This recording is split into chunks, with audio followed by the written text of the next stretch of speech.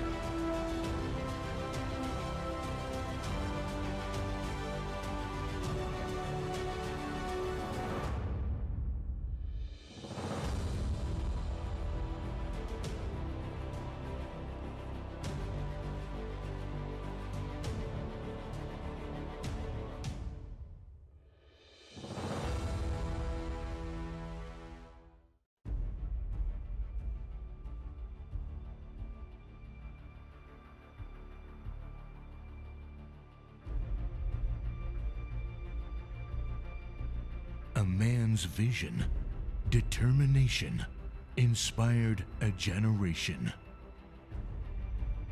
It gave a new dream for the youth of his homeland. It created a groundbreaking revolution in the sports. When a vision is strongest, nothing can stop its far-reaching impact. And the vision was 3 powerful letters: KHK. And today, his vision is far-reaching. The valor and pride of his homeland is far-reaching. Today, his vision is defining the future of a new generation. A generation of heroes and of gladiators. Today is the day of hope for the hopeless. The day KHK will inspire the souls to fight back, irrespective of what they are and who they are. Many will emerge as heroes. This will be a new era of true heroes and gladiators. When he stood in the front and led them, they called him the Prince of Gladiators and Heroes.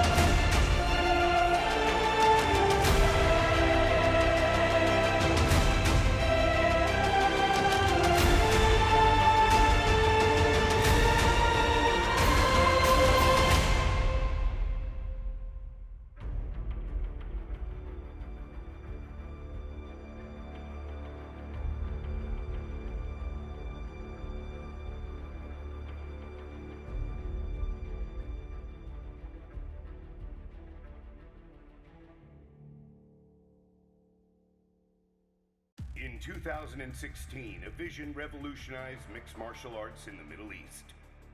It all started with the evolution of MMA in a small island in the Middle East. The magnificent Kingdom of Bahrain, a land of ancient glory and bravery, thriving under great leaders and visionaries. The country is now home to the largest MMA promotion in the region, Brave Combat Federation.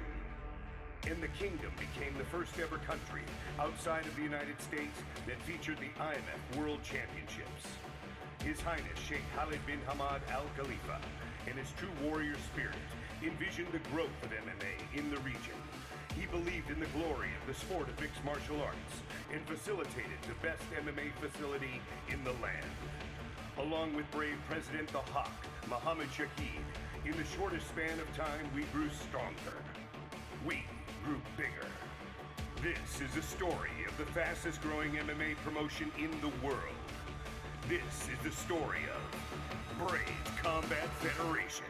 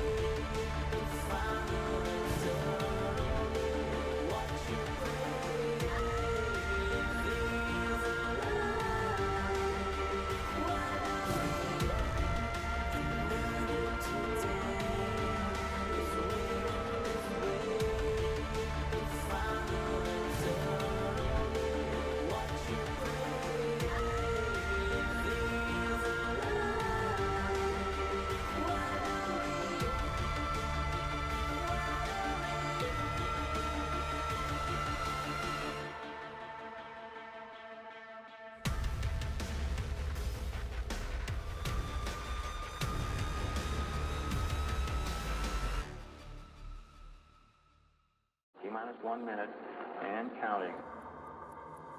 Countdown.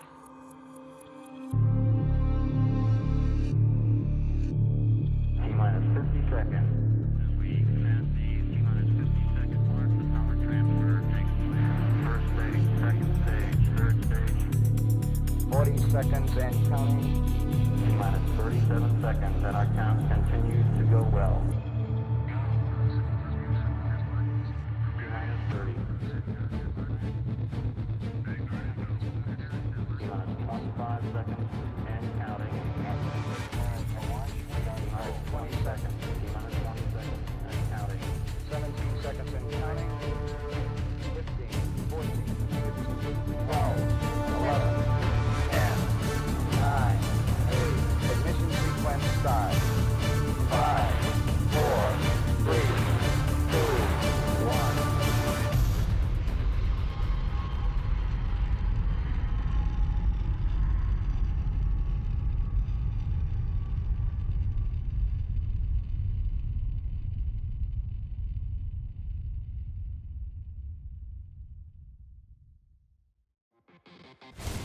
This bout is sponsored by Brave Energy Drink. Only the best to power your best effort. Fortune favors the brave. Mohammed Zuhair is back and looking forward to getting another win under his belt against Wissam Sendakly, another Lebanese standout looking to make a name for himself. Coming up next, Zuhair takes on Sendakly in an amateur flyweight bout.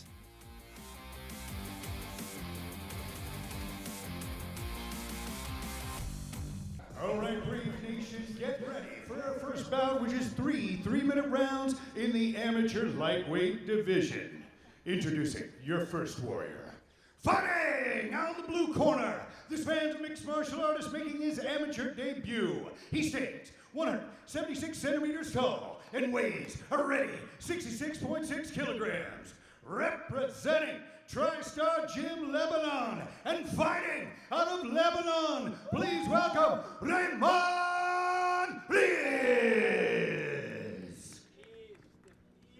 And his opponent, fighting out of the red corner.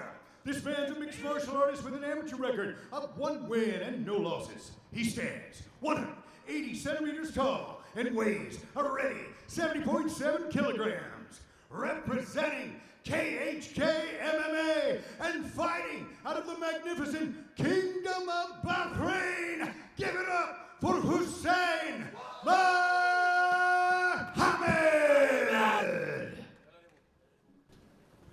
Your referee in charge of the action is Mateus Guliev.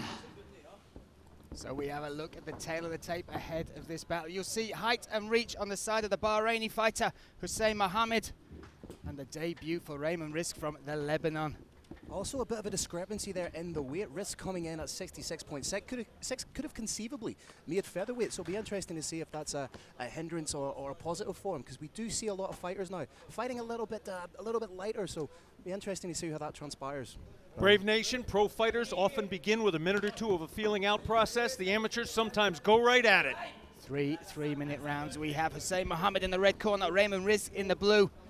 And you can see the size difference evident instantly just as they square up in this opening stanza. You can see the stance switching there coming from Risk, illustrating that he does have that Taekwondo background. In and out, there's a kick to the body. Gotta be careful, that rear hand there of Mohammed greeted him as he came in. Trying to come over the top is Risk. Oh, slight hesitation there from Mohammed. You can see the athleticism, that footwork from Raymond Risk already, that Taekwondo background that you talked about on the entry. And he's trying to skirt around the cage, but he needs to be careful doing that because he doesn't want to find himself with his back against the cage. Oh, big kick to the chops. There we go, just under the chin, a warning shot on the beard there of Raymond Risk. Oh, overhand right as well there from Hussein Mohammed. Just he threw that like a fastball, Brian. And you can see how calm Hussein looks there. Oof, ducks under there, the taller Hussein Mohammed. Interesting opening minute, this, Kirik. It is. Hussein Mohammed clearly has big confidence in the power in his hands. He's very carefully stalking his opponent from the outside. He's going to download some information on exactly where he can launch from. In the next 30 seconds or so, I expect him to land a big right hand. That's a beautiful spinning back fist there from Risk. If he had a little bit more on it, could have made a dent. He's changing his levels well, but also like he's trying to fake the shot and come over the top with a big overhand. Yeah, you could see that the little tricks, he was looking low, went high there, but does look a little bit intimidated by Hussein Mohammed. He's had that warning shot, that high kick, oh, almost again. Striking background evident for Hussein Mohammed there. And one thing is, he's a 1-0 amateur, but look how calm he looks in there, Brian. The smile on his face, this is somebody who's found the place he is born to be. Just a minute left in this opening round now here at Brave 47, Asian Domination. Oh, he caught him there with the straight. Backing him up again, good head movement there, but he's got to be careful ducking down. Hussein Mohammed is showing a superior skill set, but he needs to use it a little bit more. He's going to have to step into that pocket and start to show the Brave Nation what he's got. Oh, that was a big kick to the body. Sorry, Brian. No, heavy body shot there. But what you're seeing from Hussein Mohammed, he's throwing those big kicks, but he's throwing one point. Oh, another knee meets him. That's dropped him. Raymond Risk down, the referee checking. Risk eating big, heavy hammer fist there. Closes the guard. Is he just going to hold on for the rest of the round? Time is ticking out. Should see the end of this final 10 seconds of round number 1. You can hear the corner just calling for Riz to hold on to Hussein, try and ride out the riot. Round 1 down, gentlemen. Who did you like in that first round? 10-9, call it. 10-9, but for me, Hussein Mohammed, the bigger shots, the more pressure, seem to have Raymond Risk on the back foot, but look at the weapons, that spinning back fist Raymond had. Yeah. He has potential to use it. He's just got to get more confidence in finding that range. Looking at our replay now, courtesy of Green Hill. And there was a couple of moments there where it looked like Riz could potentially pull the trigger and almost at the last second kind of retreated and didn't commit fully. I think if he commits to his shots a little bit more and has a little bit more confidence, as you say, Brian, he could be more productive. But that was a beautiful knee to the body, dropping his opponent. Hussein Mohammed finishing very, very strong. And there we see the corner of Raymond Riz. Elevate their fighter, grow that belief in this minute that they have to reignite the battle. Gentlemen, I don't know if you caught it, but Brave Combat Federation is always pushing the boundaries of technology in this sport. The cornerman was wearing a headset similar to a GoPro, but more sophisticated, so the camera can get absolutely everywhere, up close and personal. And we've talked about Raymond Riz, what he needs to do. Kirik, Hussein Mohammed, what would you like to see from him as we go into the second round? Hussein Mohammed needs to step into that pocket. He needs to step into the fire and show what he can do. He's not going to necessarily dominate this fight from the outside. He's going to have to put himself in danger. If he does, I think he can win this pretty handily. Set for round number 2 here. Brave 47. Raymond Riz in the blue corner. Hussein Mohammed in the red. Me, Brian Lacey, alongside Phil Campbell and Kirik Jennis calling the action. Another one of those spinning back fists there, Phil. He started to telegraph them ever so slightly. You can see him taking that shot out to the side. Oh, a little mistake in the footwork there from Raymond Riz. Almost puts him down in trouble. to the ground. That's a huge takedown, and again, we're seeing just how good of an exponent he is of that KHK style. Advancing the position, settling well. And you talk about the weight difference going into this. This is where it will play a part, Kirik, right? It will. One of the things that you have to do to dominate a fighter in this sport is exhaust them. It's very hard to stop somebody when they're fresh. When they're exhausted, not so hard at all. And he's doing it right now. He's just transitioned beautifully into the mount. These are huge strikes. Massive strikes coming down. Hammer fist connected. Referee's watching carefully. We may be seconds away. If he can continue landing these kinds of strikes, it's game over. Mateus taking a long, hard look at this. There's still a little bit of fight left in Riz. He is scrambling, trying to make some space, trying to engage those legs, get them back in the game, but pushed back to the mat once more by Hussein Mohammed. Oh, he's eating big shots here, gentlemen. Hammer fist. And it's over! Mateus calls an end to the action. The KHK man gets the victory. Beautiful performance. Moves to 2-0, and what a moment. What a way to open Brave 47 here in the Combat Kingdom. What was so beautiful about that performance, gentlemen, he did exactly what he had to do. Little bit of a feeling out process in the first round, turned it up exponentially going into the second round. Big takedown, transition to the mount, heavy shots, game over. And Raymond Riz, that little slip in the footwork that opened up that mount position for Hussein Mohammed, but you have to just credit the work there. When he smelt blood, he went for the finish and left Mateus absolutely no option but to finish, pull the end of that fight. Big props as well to Raymond Riz. He acquitted himself well. It wasn't good enough tonight. I absolutely guarantee he's going to have a thriving career ahead of him, though. We'll make this moment official. We look at those hammer fists coming down now on the replay. One after the other. Look at the relief there on Hussein Mohammed. What a moment for him and his team. He was smiles right from the beginning. And the hard work has paid off. What a fantastic victory for that young man. Now 2-0 as an amateur. Let's hand it to the man in the middle, Mr. Carlos Kramer. All right, Brave Nation, what a way to start this historic night. This bout ends at 1 minute 11 seconds of the very second round. Your winner by TKO out of the red corner, Hussein Mohammed. And there we have it, our opening bout. We have our victor. His hand is raised. Hussein Mohammed. Again, just what a talent. So young, 18 years of age. To come in with that sort of composure, Phil, fantastic performance. And yet he may be. This bout is sponsored by Brave Energy Drink. Only the best to power your best effort. Fortune favors the brave. Mohammed Zuhair is back and looking forward to getting another win under his belt against Wissam Sendakly, another Lebanese standout looking to make a name for himself. Coming up next, Zuhair takes on Sendakly in an amateur flyweight bout.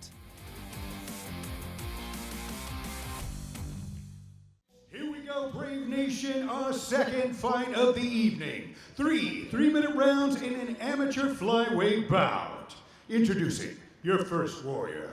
Fighting out of the blue corner, this man's a mixed martial artist making his amateur debut. He stands 167 centimeters tall and weighs a ready 56.8 kilograms. Fighting out of Lebanon, please welcome Wissam Sendakly! And his opponent, fighting out of the red corner, this man's a mixed martial artist with a perfect amateur record of 4 wins and no losses. He stands 167 centimeters tall and weighs a ready 57 kilograms. Fighting out of the magnificent Kingdom of Bahrain and KHK MMA, give it up for Mohammed Zuhair! Your referee in charge of the action is Hadi Muhammad Ali. Big shout out to our gold sponsor, Sabarco Car Group. That's Sabarco, Khalid Abdul Rahim, our gold sponsor. Thank you. Tail of the tape there, everything identical apart from the age. Mohammed Zuhair, 1 year younger than Wissam Sendakly. Wissam in the blue corner, Mohammed Zuhair in the red. We are underway. This flyweight contest scheduled for 3 3-minute rounds. Even just in that opening exchange, you can see the heavy hands, but the KHK man marauding forward, catches Sendakly with a nice shot. We've seen Zuhair fight before. This is a bad little man. I've got to say, the confidence though of Wissam, even on the walkout there of Mohammed, he was taking in everything, big deep breaths, really enjoying this moment, this debut here, and it's a big debut against a highly touted young talent in Mohammed Zuhair. Those kicks are absolute money in the bank, but there is that beautiful KHK style. Use your strikes to set up the takedown, and from here I expect to see some serious work from Zuhair.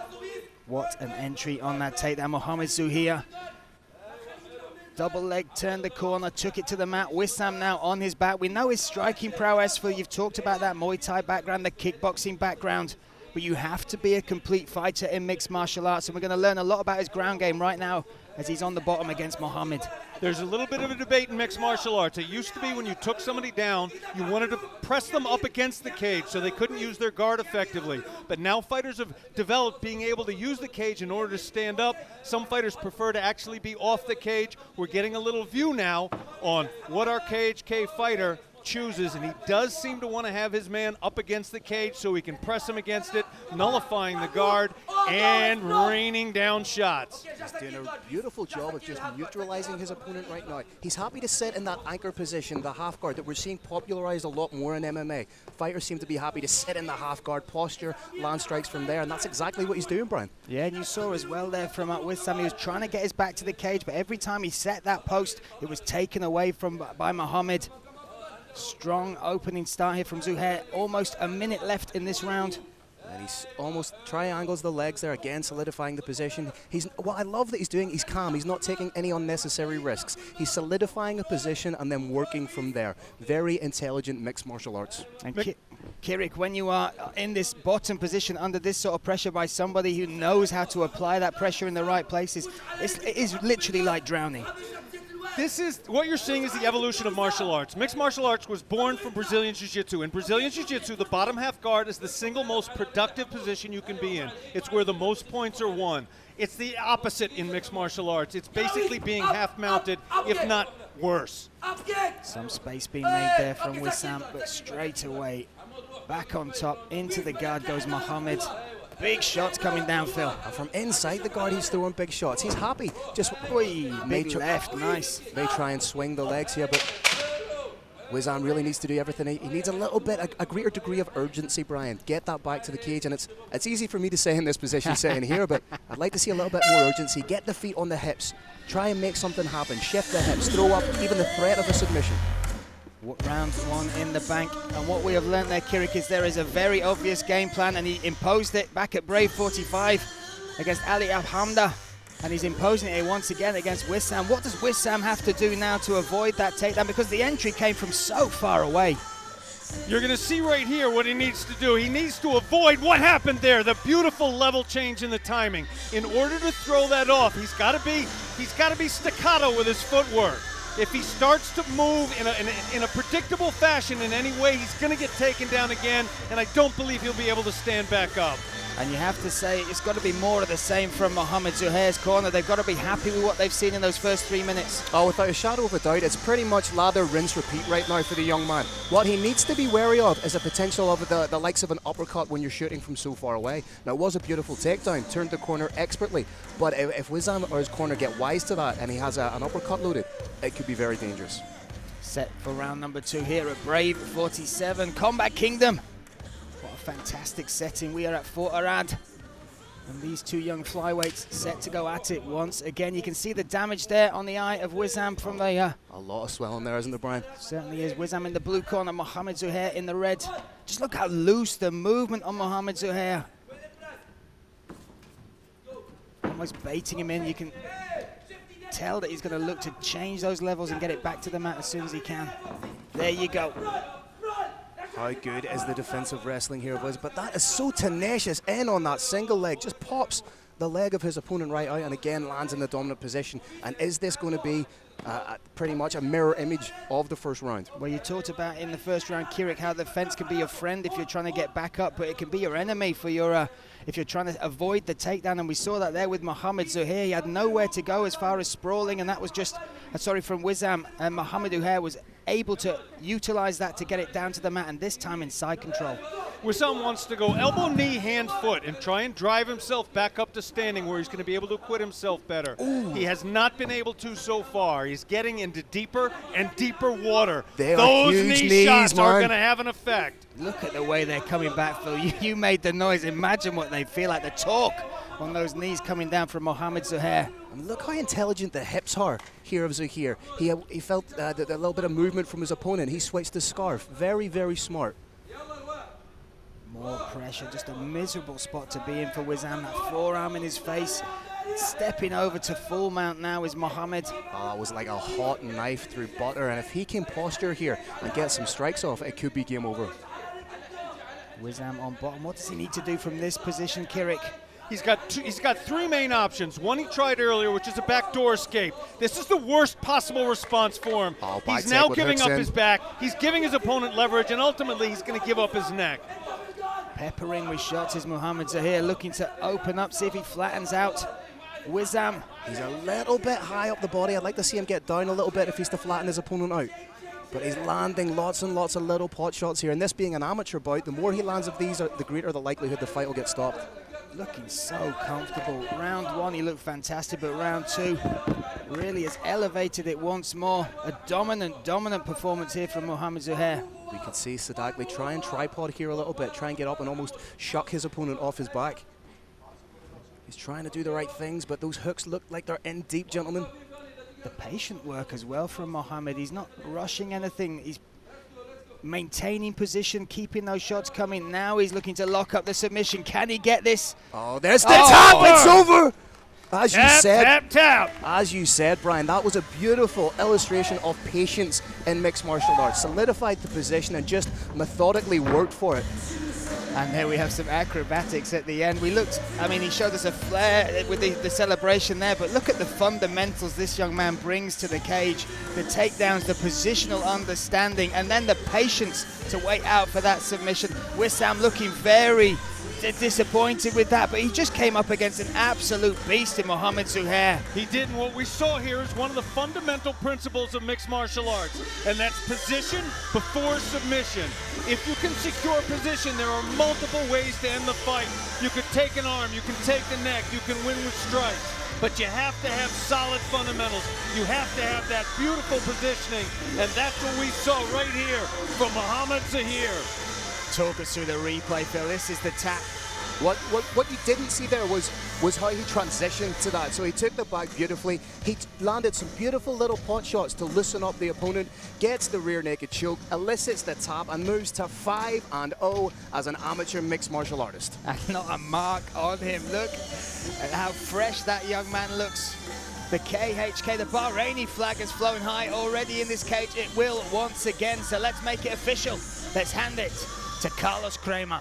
All right, Brave Nation, another exciting bout. This one is stopped at 2 minutes and 43 seconds of the very second round. Your winner by rear naked choke from KHK MMA and the magnificent Kingdom of Bahrain.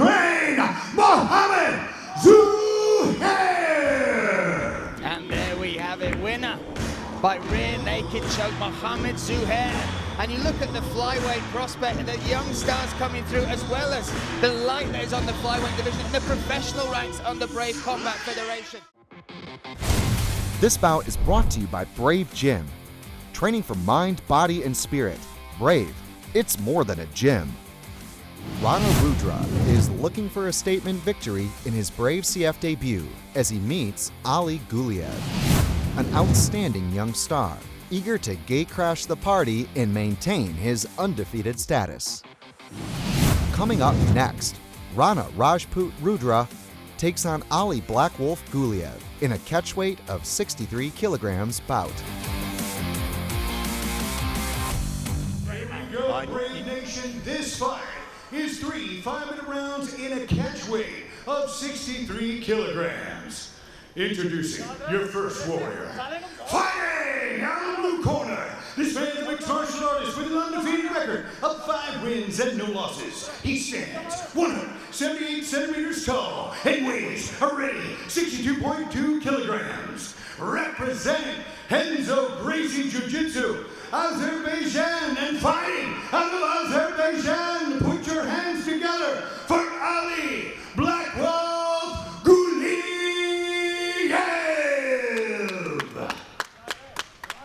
And his opponent, fighting out of the red corner. This man's a mixed martial artist with a perfect professional record of 11 wins and no losses. He stands 178 centimeters tall and weighs a ready 65.1 kilograms. Representing Yoga MMA and fighting out of India, please welcome Rana Rajput Rudra Pratap Singh. Your referee is the bandit, Decky Larkin. Big thanks to Arwa, our valued beverage partner.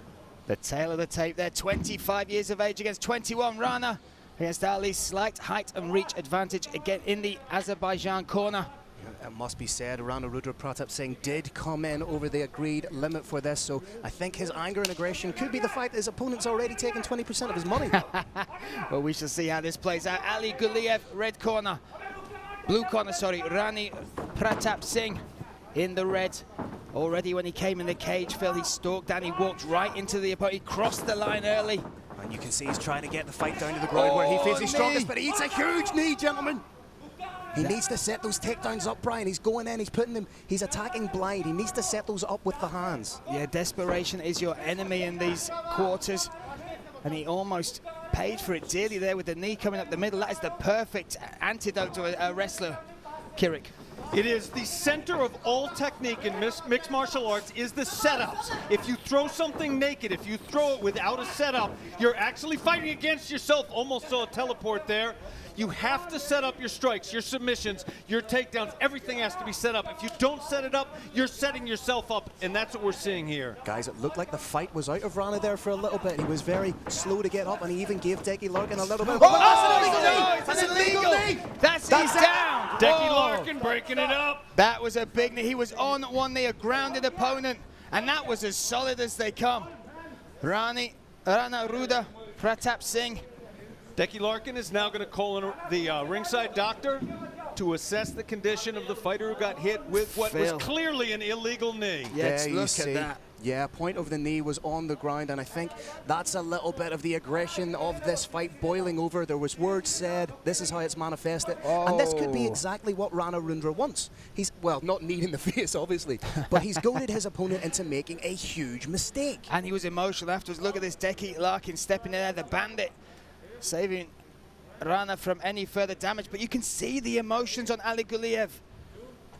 And now the doctor is seeing them. This will be unfortunate if the fight with potentially the most hype on the undercard here at Brave 47 is taken away from us by what I gotta say is an emotional and silly mistake there from Ali Guliev. There's two options here.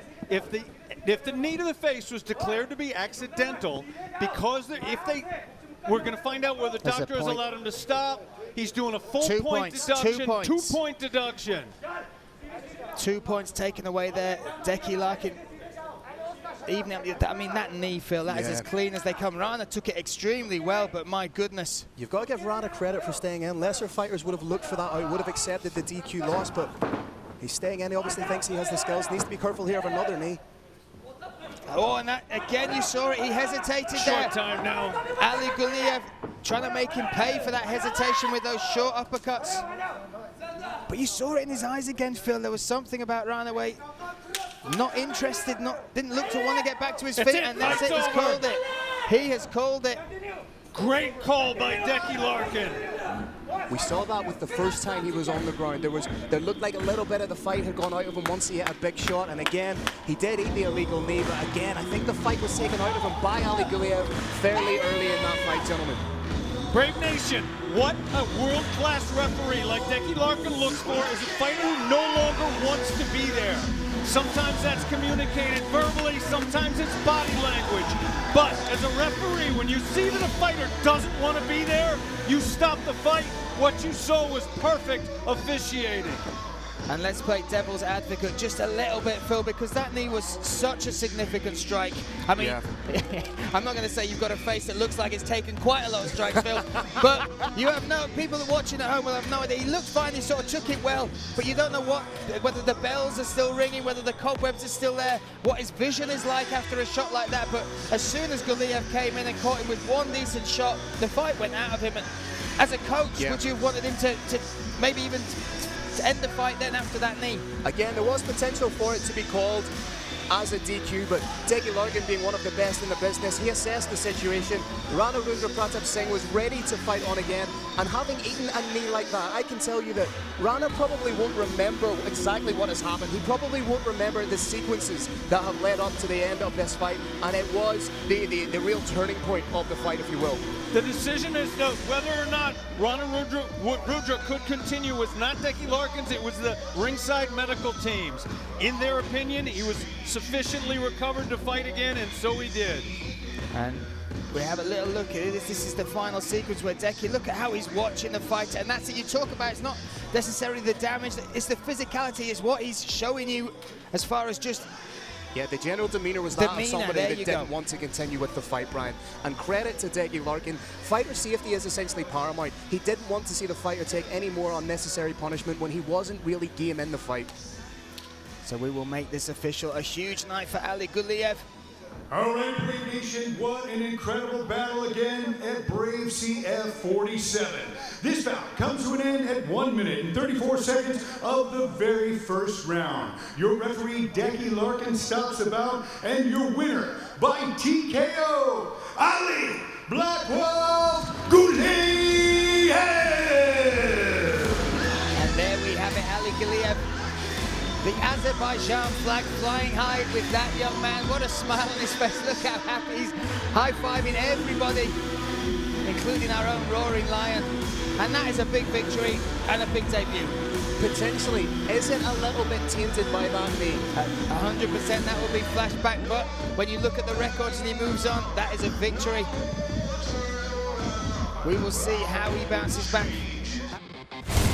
This bout is presented by Brave Nutrition. Behind the athlete, there are hours of training. Behind every hard training is Brave Nutrition. Mohamed Farhad is looking to extend his winning streak to 3 when he meets Ulumi Karim, who is eager to get back on the victory column in his Brave CF comeback. Coming up next, Mohamed Sherihind Farhad takes on Ulumi Karim Kratos in bantamweight action.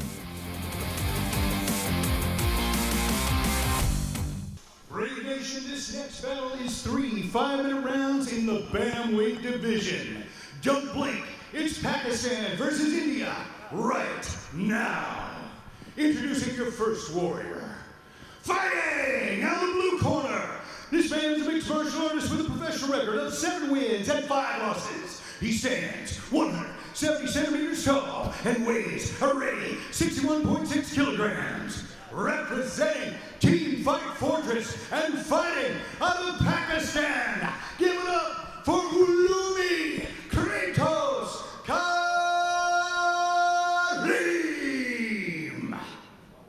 And his opponent, fighting out of the red corner. This man's a mixed martial artist with a 178 centimeters tall and weighs a ready 61.2 kilograms. Representing All India Mixed Martial Arts Federation and fighting out of Mumbai, India, please welcome Mohammed Shar-E-Hain Farhad.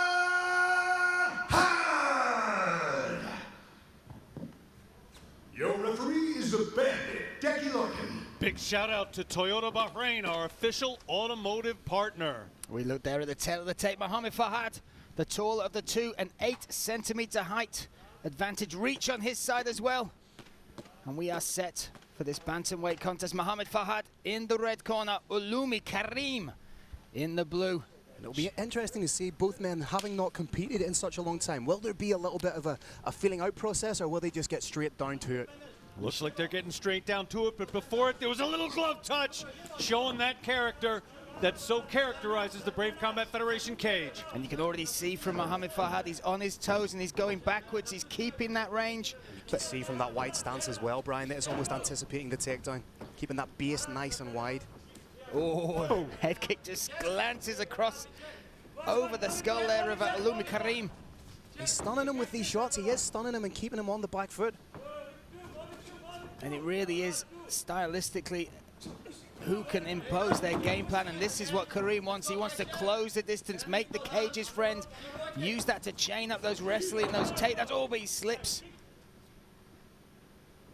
And that little exchange, it's part of the most grueling aspect of mixed martial arts, that in-close grappling. May not look like a lot's going on, but it's essentially an immovable force against or an immovable object against an unstoppable force. Expect Kratos to maybe go after the body again. In mixed martial arts, you want to land that right hand. It's on the percentage basis, by far the highest way to win the fight is land a right hand, but it's a lot easier if you go to the body a little bit. Nice overhand right there coming from Ulumi Karim. Trying to work his way on the inside, but he's stopped using that head movement now, Phil. There we go, we see a little bit now. He needs to make sure he's not just eating shots. Yeah, the last thing you want to do is be a static target against someone like Mohammed Farhad, who does have incredible striking, works the body, works the head, then works the leg. That is beautiful sequential striking. And Kirik, when you talk about the range of fights, when finding your range, it is so important. If you can impose where you want the fight to take place so you can put them in danger and stay out of it. And that feels to me what Farhad is doing. It is. Distance management is one of the biggest aspects of mixed martial arts that's hidden to a degree. How far apart, because this is a game of inches, not even inches, this is a game of less than an inch. A shot, if it digs in an inch, can cause a stunning effect like that. Give him one more inch and it won't do that. So the ability to maintain exactly the distance that you want is critical to success in the Brave Combat Federation cage.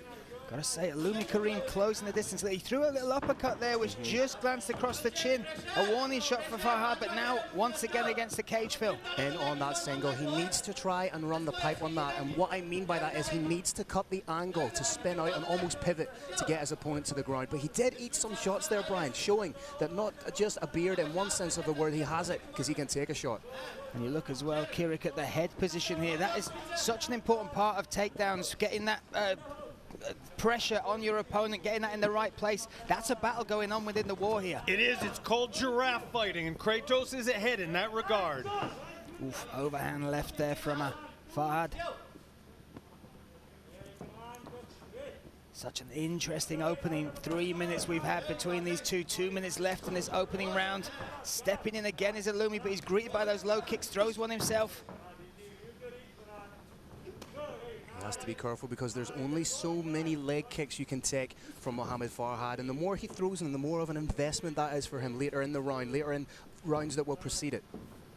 But Ulumi Karim, one of his weapons, you talk about his durability, those takedown. Oh, he put it straight right, comes in. Oh, he's on the button and he's found it. He's eating huge shots here. He's desperation, takedown, reverting to type, but how tough is Ulumi Karim? Hanging on, looking for the takedown. Decky Larkin warning against the cage. And scores a big takedown of his own, gentlemen.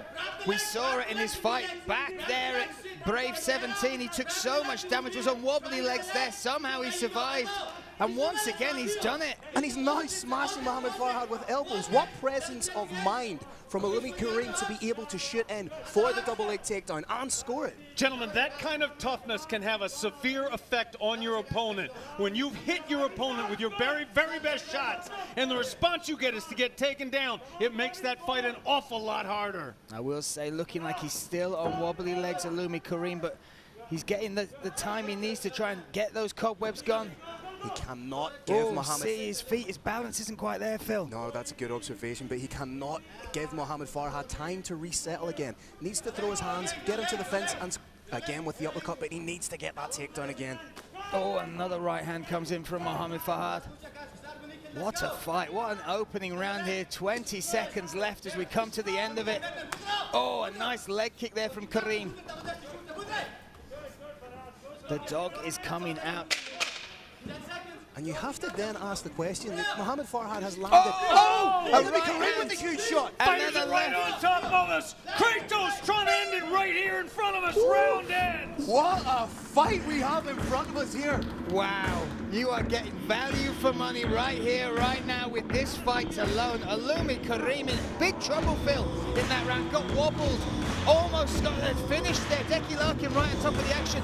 Got the double leg, went against the cage. As you said, somehow survived, found it within him. And then to finish the round like that, fantastic stuff. Yeah, he looked like he was out on his feet. He was put down on his backside more than once in that fight. But again, the presence of mind, the heart, the will to endure. Look, this is instinct. This gentleman is working on instinct. He's taking shots, scores the takedown, and even lands some big shots of his own. And you look at that as far as scoring, you mentioned it there. Kirik, how do you score that? Because he was in big trouble. But then he put right at the end of the round Mohamed Farhad in trouble himself. There's a saying in mixed martial arts, never leave it in the hands of the judges, because judges can score a fight either way. It could be the same fight. One judge goes one way, one goes the other. But what you're seeing here is two fighters doing their utmost to not leave it in the hands of the judges. We are set for round number 2, and I cannot wait. Alumi Karim in the blue corner, Mohamed Farhad. Big thanks to B1, our hygiene partner. They touch gloves, back to work, nice right hand. Look how fresh. Again. And again, he's touching him. He's causing damage against Farhad. It's almost as if Alumi Karim has absorbed the punishment and in doing so absorbed a little bit of the power of Mohamed Farhad. Absolutely stunning start to this second round. How does Alumi Karim look like the fresher fighter right now? So fresh and shaking off all the damage that he took in that first round. And look at this. Oh, big slam potentially happening. Oh, right in front of his corner as well there, Phil. And again, a very intelligent mixed martial arts, trying to triangle the legs a la Khabib. And that takes, what does that take away as far as the base, Kirik, for this stand-up? It's called shelving. If you can bring a fighter's ankles higher than his hips, it makes it quite a bit harder to get up. It makes it so much harder to get up that you're almost guaranteed to be able to land at least one good punch to the face. Some nice inside dirty boxing there, Phil. Nice, he's caught him again with the right hand. It was a little bit shaky after that shot there, Brian. But Alumi Karim now mixing it up beautifully. It's almost like he's taken the confidence of that first round. He may feel like he's taken everything. Farhad can throw at him, but then eats a big shot. He mustn't like the food at the hotel because he just hit that shot. Oh, and the left hand comes straight down the pipe there. Oh, he stopped him. That's it. He's sifting. Wow. Down. Wow. Share. Hind is victorious. That was a huge shot right out of nowhere. Just when it looked like Alumi Karim was in the ascendancy, the fight completely turns on a six-man. Huge shot from Mohamed Farhad, completely stiffs Alumi Karim. You see great respect there, going over to check that his opponent is okay. The medical staff looked, and that was such a knockout. And as you said, Phil, the momentum was switching. Karim came out with such intensity, catching Mohamed Farhad a number of times in that round. He was on the back foot, and as Karim came forward, he got caught and finished. What a fantastic knockout. Talk us through it. But there you see Alumi Karim perhaps overcommitting a little bit, and it was just picture-perfect placement from Mohamed Farhad. I don't think he's going to land a cleaner shot than that in his mixed martial arts career. Right down the pipe, lands clean on his opponent, completely separates Alumi Karim from his senses. and he's getting the best possible medical care here. The doctors are in the cage right now. Gentlemen, there is a thing in mixed martial arts and in boxing called the button. It's a spot on the chin, and if you hit that button clean, your man is out. And look at that, ladies. Very happy Mohamed Farhad flying that Indian flag. Such an impressive performance, had to come through adversity. We said right now, right here, this fight will make a statement in the bantamweight division. You cannot argue that he has put every one of those bantamweights on notice tonight, Kirik. Huge shout out to Alumi Karim. It takes two fighters to make a fight. If a fighter plays a defensive game, uses distance management, excessive head movement, it is impossible to take him out. Kratos fights for the crowd, he fights for his nation. Both fighters deserve huge credit for this incredible fight ending. Stunning stuff there. Once again, Phil, just talk us through this right hand. There you see a slight overextension from Alumi Karim, drops the shoulder, exposes the chin, and boom, night. Yeah! Great work from Decky Larkin getting in there, looking after the fighter, but what a finish. That's a knockout of the year contender, gentlemen. Every single angle we look at this, it gets more devastating, Kirik. For those of you in Brave Nation who are concerned about the fighter's health, what caused the knockout there is jaw pressure on a massive nerve running up to the brain. This is a different knockout than if a kick hits you in the temple. This is not a concussion-causing knockout. This was pressure of the jaw on a nerve. And Alumi Karim has been taken from the cage with our fantastic medical staff, but let's give the moment. Brave Nation, what an exciting end to another bout. This one comes to an end at 1 minute and 18 seconds of the second round. Your winner by knockout from India, Mohamed Shafihan Farhad. And the smile on the face of this young man, the Indian flag flying high. What a moment here at grade 47. And this will be something that he will remember forever, the walkout film, the animosity at the weigh-ins, the adversity he faced, and then coming through with the victory. Yeah, this had all the ingredients of being one of those career-defining performances, Brian. He absorbed a lot of punishment. He was on wobbly legs at one stage, but to then turn it around and get a win over somebody like Alumi Karim, who is known to get into those dogfights, this will only further enhance his reputation. And now in the bantamweight division where the title is vacant, he may have just staked his claim to being a contender. Well, without a doubt, that will be seen around the world, that knockout, Kirik. And this talk, what is next for him? The belt is vacant. What do you want to see next in the bantamweight division for this talent? Let me tell you what I want to see right now. The post-fight interview is one of the most important moments in a fighter's career. This bout is presented by Brave Nutrition. Behind the athlete, there are hours of training. Behind every hard training is Brave Nutrition. Ibrahimov is the best flyweight in Kyrgyzstan and is eager to show why against Janelle Lausa, who makes his Brave CF debut and is looking to mix things up in the 125-pound division. Coming up next, Ibrahimov faces Janelle the Demolition Man Lausa in a flyweight bout. Here we go, Brave Nation. Our next classic battle of the night is 3 5-minute rounds in the flyweight division. Introducing your first warrior. Fighting out of the blue corner.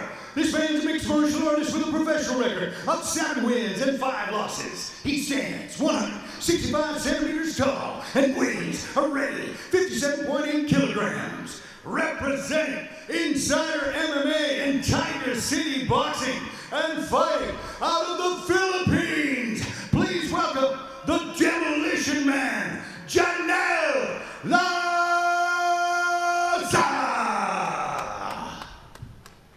And his opponent, fighting out of the red corner. This man's a mixed martial artist with a professional record of 18 wins and 8 losses. He stands 167 centimeters tall and weighs a ready 57 kilograms. Representing Manas and fighting out of Kyrgyzstan. Please welcome Rizkulbek Ibrahimov.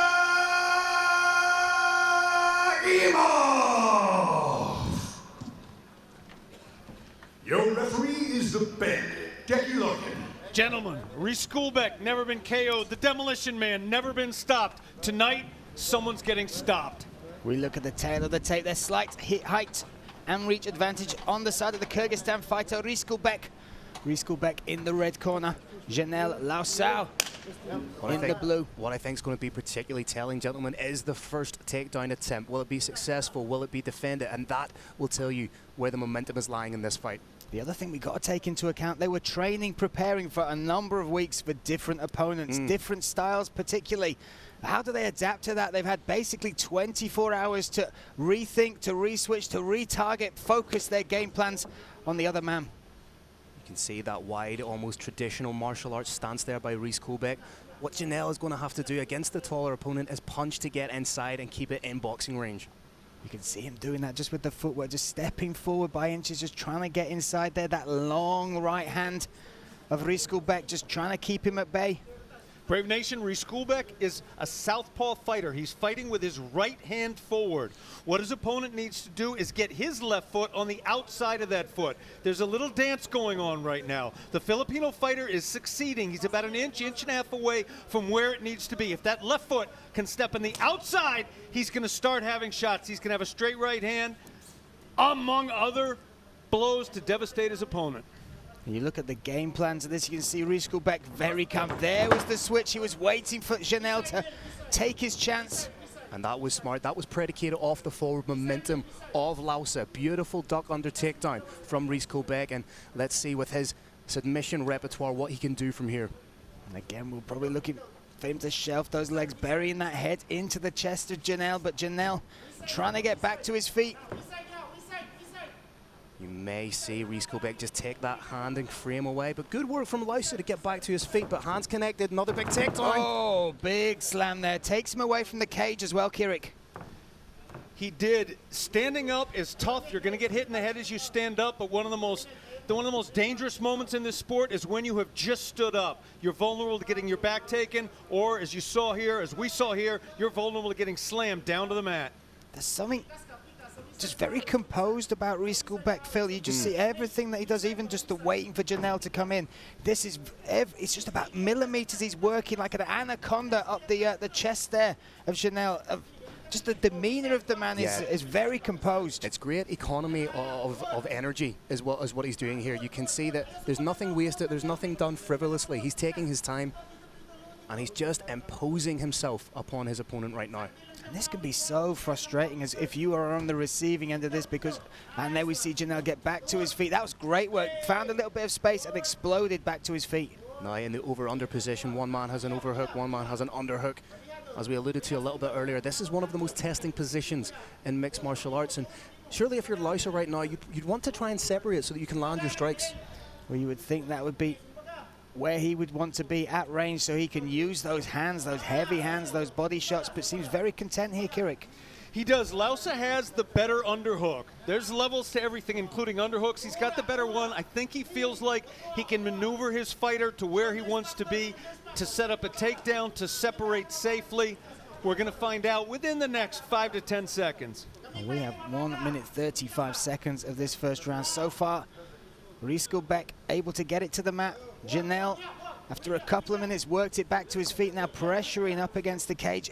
It's interesting, though, what he wants to do here, Phil. Does he just want to take some of the gas away from Reese Guliev? You can see he's creating little pockets of space from which to throw those knees, but being such an accomplished boxer and a former member of the Philippine Wushu Sanda national team, I'd like to see him separate and really let those hands go a little bit. Shoulder there in the separation. Deck Larkin steps in. And now let's see if Janelle can get it into his range. You've seen the game plan. The blueprint is out for Reese Guliev. You know what he wants to do, Phil. But then you might see something like he may then change things up a little bit. If the takedown's expected, he may go up high. Very intelligent fighter, as we've seen. Oof, nice head movement from Janelle. Just ducks under that left hand coming from Reese Guliev. A little bit of a wry smile on the face of Lausa after that shot. Big shout out to the composure that both of these fighters are showing. Lausa slowly putting that forward pressure on, but again, Reese Guliev trying to wait for the overcommitment. Lovely little uppercut on the inside. Nice turn as well from Janelle there, Kirik. It is. Janelle is actually, I don't want to say playing possum, but he's playing it cool with the strikes. He's not going to launch an all-out attack. He's gonna throw the shots short just a little bit. They're not going to be really hard, and what he's trying to set up is one huge shot. He's got about 7 seconds to let it go. The game plan of Kubanichibek seems to be wait for Lausa to overcommit to the strikes and get the takedown off that. And Kubanichibek, that's an impressive record. He's got 18-8, but he's somebody that doesn't force the fight, Phil. He's somebody that will, he's not afraid to be in the dull fight if he can get that moment where he can take it over the edge and get the win. And as you see here, he wasn't in a position where he wanted to press the action. He was happy to let Lausa come on to the shots, duck underneath, and being a southpaw, his takedowns come from awkward injuries. Southpaw myself, it's a little bit difficult sometimes for people to get a read on that. His injuries are a little bit different. They come from different sides. So I think maybe Lausa's having a little bit of difficulty with that. As far as in the corner of Lausa, Kirik, what would you be telling him now? What does he need to do to negate some of the weapons, the range that Kubanichibek is able to keep it at? Brian, I don't think we have seen the plan in action yet. I think the plan is to hold back a little bit, and try and land a huge shot from the outside. On the inside, clearly the plan is to push his man against the cage and try and create opportunities for short, sharp knees. But I don't think we've seen the full manifestation of that plan yet. Second round coming to us here at Brave 47. Kubanichibek, Ibrahimov in the red corner, Janelle, Lausa in the blue corner. 5 more minutes of action ahead of us, hopefully. You can see a little bit more fakes and feints being thrown by Lausa, trying to perhaps get a little bit of a bite from Kubanichibek, but I think he's too cool a customer to bite on those feints and fakes. Try to sneak through the head kick, covered up, but eventually they do take a little bit out if he even covered up. Big swing and a miss from Lausa. When you look at that perfect record he's got in boxing, one of the things that really stands out for me when you look at some of the fights he's had in boxing is the upper body movement, the way he works his way inside. What is the difference in the stances now? What's changed for him in the mixed martial arts realm? Well, it's a completely different sport, as you don't need to worry about the takedown, so you can sit down on your punches a little bit. And at times when he has tried to sit down on his punches and overcommit to them, he has been taken down. Inching forward there, Kirik. Janelle certainly seems more intent in... Oh, that's a nice shot from Lausa. Body shot there.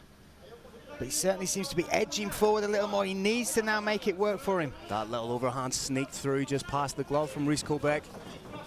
Brian, the punches in MMA look to from the outside similar to the punches in boxing, but they're very, very different. One of the differences being the distance, and what we saw there was a shot thrown from just a little bit too far out.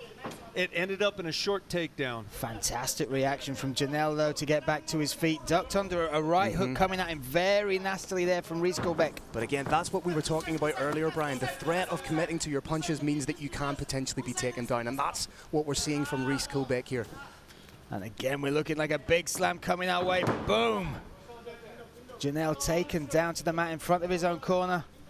Gentlemen, that little flare that we saw there on the takedown, the little throwing up of the legs is huge, because if this does end up going to a decision, takedowns are sometimes underrepresented. They're underscored by judges. When you have a massive takedown like that, it is impossible to ignore.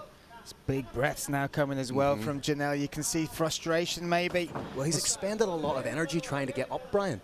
So when he has got up, he has had to shake the arms out a little bit, and it's almost like a GSP-esque approach from Kubanichibek. He's grappling, he's smothering, he's forcing his opponent. All that lactic acid is gathering in the muscles. And if you're thinking about it that way, he's taking away the biggest weapon that Lausa has, that being the hands.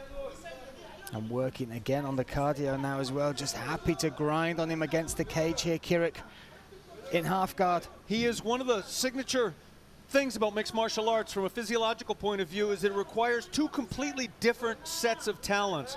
Striking requires explosiveness and pushing out. Grappling requires the exact opposite, pulling in and static.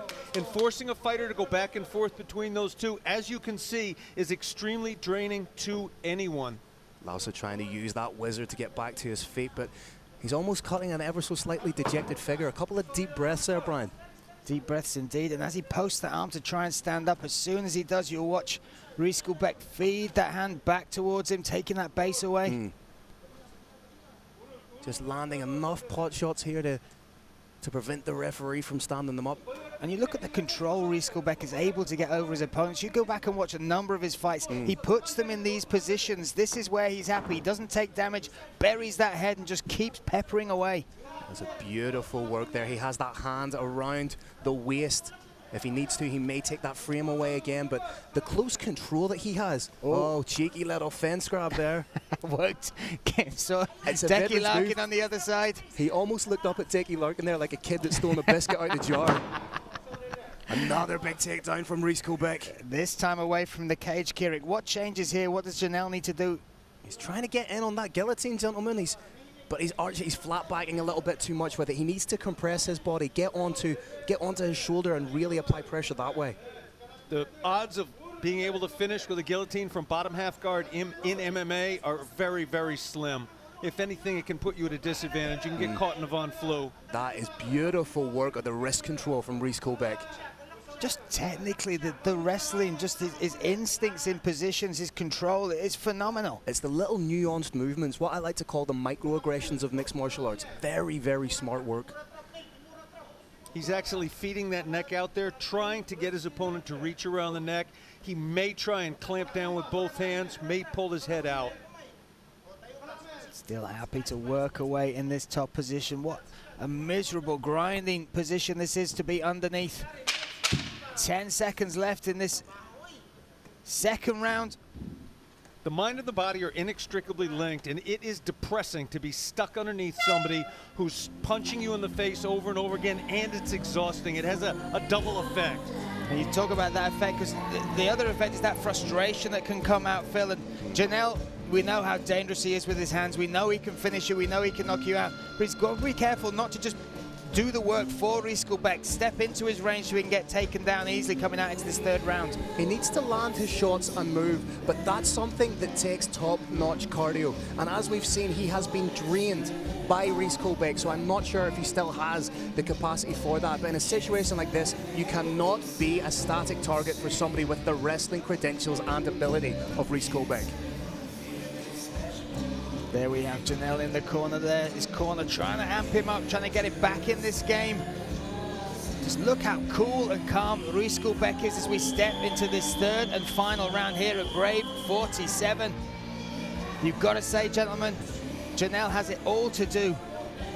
Yeah, conceivably down 2 rounds because takedowns score big, and it's not just the takedowns, it's the control 100%. That you're seeing Rieselbeck impose upon his opponent. But Lausa, if he wants to win this fight, it has to be by finish.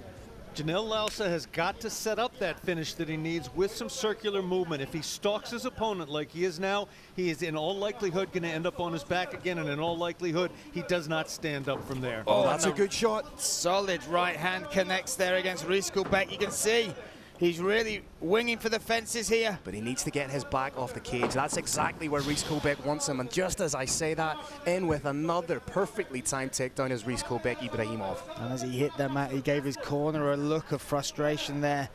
They knew he had to stay to his feet, but within 30 seconds of round number 3, Kirik, he's back against the cage, butt on the mat. Janelle Lausa may try and slow the fight down in hopes that Decky Larkin stands it up. If there's no significant furthering of position and the shots that are landing are not having a great effect, Decky will stand it up. You can see Lausa just trying to dig in for an underhook here. And just, if anything, the fact that he's not achieving it shows you just how tightly compressed Ibrahimov has him. You can tell just Ibrahimov knows where to put the pressure to control him, to keep it up against, and it's those nuances, those intricacies, the understanding of how to manipulate somebody else's force and weight. He really has got it down. Having his opponent now compressed against the cage. Lausa trying desperately. That's good work, made space, got back to his feet. Now let's see what he can do with it. He did land that big right straight. And again he lands it there. Working forward, but you know the level change is coming. He's got to make sure he makes him pay as he comes in or he gets out. We'd like to see Lausa move in and out just a little bit more instead of the constant forward motion. That constant forward motion. He landed another good straight there, gentlemen. 8-1 for his trouble as well, but Lausa will not be scared of that. If he's in range to take one, he'll give you one as well. Now he's got Riskelbeck much more on the back foot against the cage, but nice footwork there. And this is the thing with the circular cage. You can't back someone into the corner. They can always laterally move, find a way out. Beautiful head movement there from Lausa. It's almost like he's trying to set up that one quitter hitter knockout punch. And as we've seen a lot in mixed martial arts, when you go looking for the knockout, it's when you won't get it. And that is a big moment, avoiding that takedown. This is his best 2 minutes of the fight, gentlemen. But he has to connect if he's going to turn the tide. Oh, the right that's hand, a huge shot. I think he wobbled him a little bit there. Now he gets out the grip there of Riskelbeck. Mentally, what's that doing to Riskelbeck now, Kirik?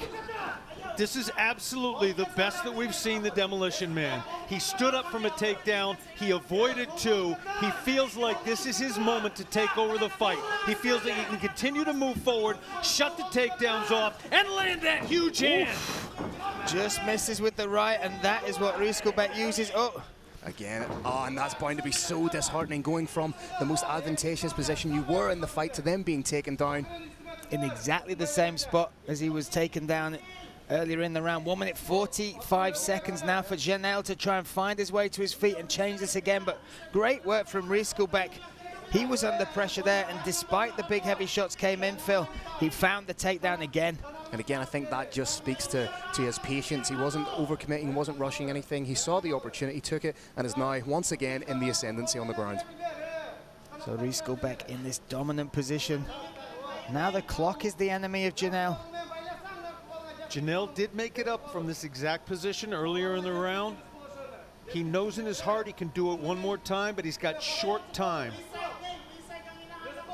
Coming up to the final minute of this fight. A real chess match between these two stylistically.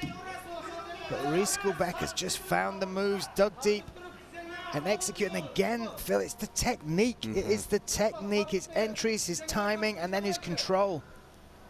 And you can see now, he's not forcing any action. He's doing just enough to keep the fight where he wants it. Has beautiful wrist control.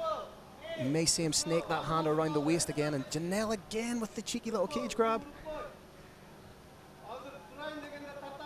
It really is do or die right now for Lausa. He has to make something happen if he's going to have any chance of pulling this fight back. Trying to work his way to his feet. One last effort on the balls of his feet now, but you said it earlier in another fight, Kirik, standing up is one of the most dangerous positions, and you can just see Riskelbeck is either waiting to pull that base away, or if he gets up, take him for a ride. And just seamlessly, just almost slips forward into the mounted position. And happy to finish the fight right here. Almost a knowing look on the face there of Lausa, gentlemen. Real frustration there, just unable to deal with the style, the technique that came from Riskelbeck. It will go to the judges.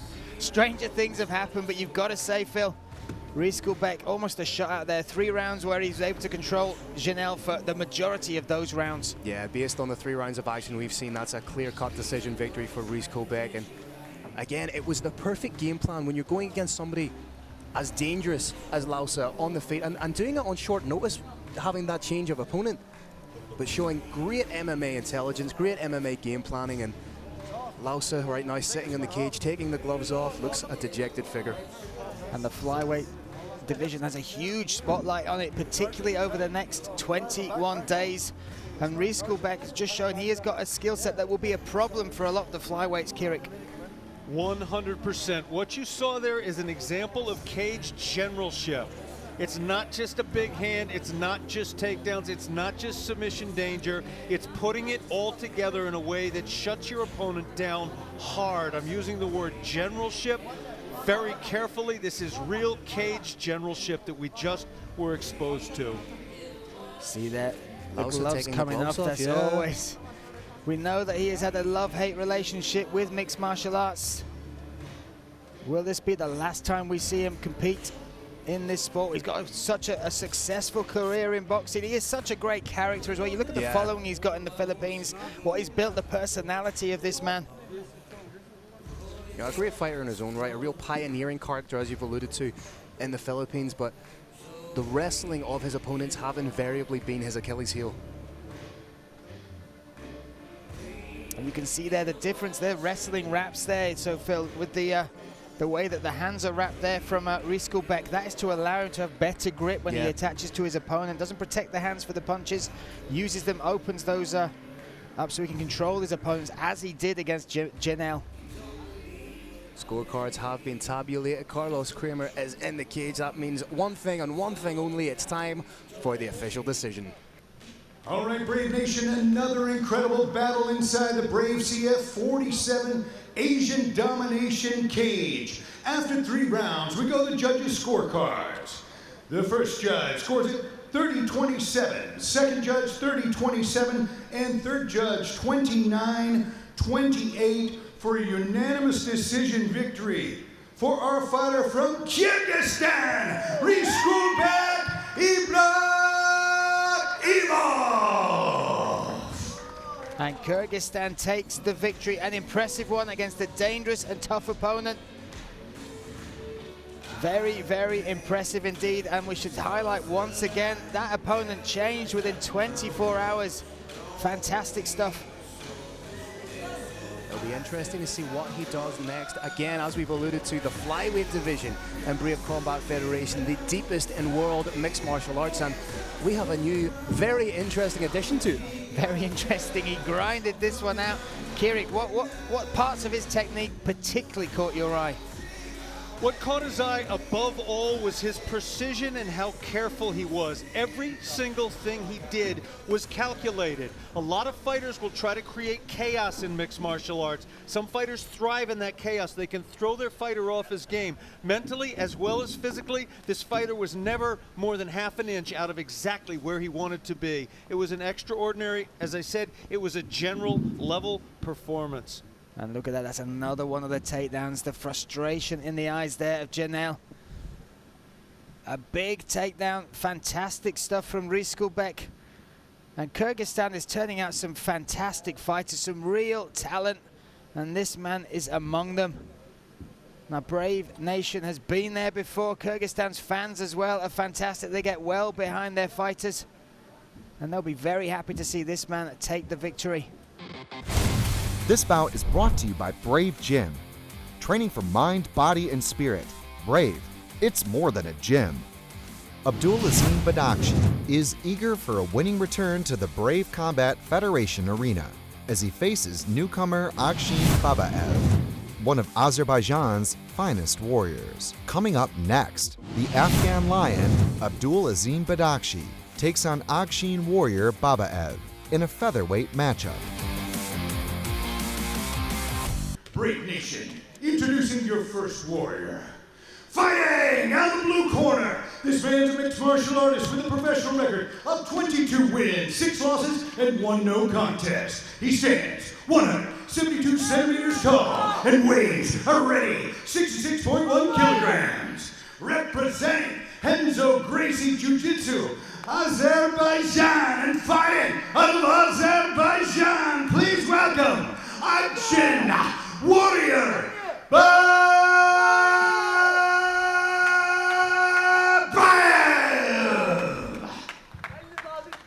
And his opponent, fighting out of the red corner, this man's a mixed martial artist with a professional record of 10 wins and 3 losses. He stands 175 centimeters tall and weighs a ready 66.1 kilograms.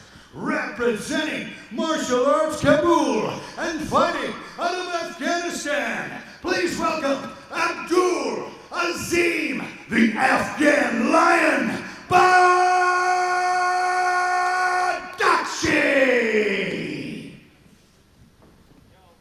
Your referee is the Bandit, Decky Larkin.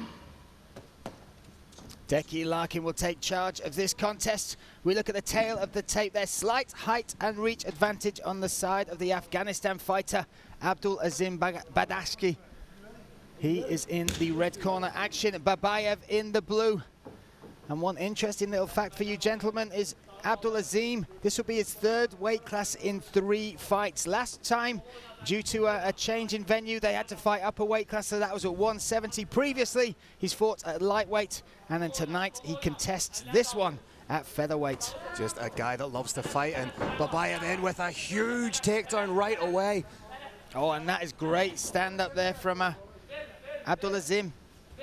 Looking for a takedown of his own here. Interesting stuff, eh, Kerik? Needs to be wary of the neck here, gentlemen. This could be a guillotine. Little attempt at a ninja choke there, but the head positioning did not allow it.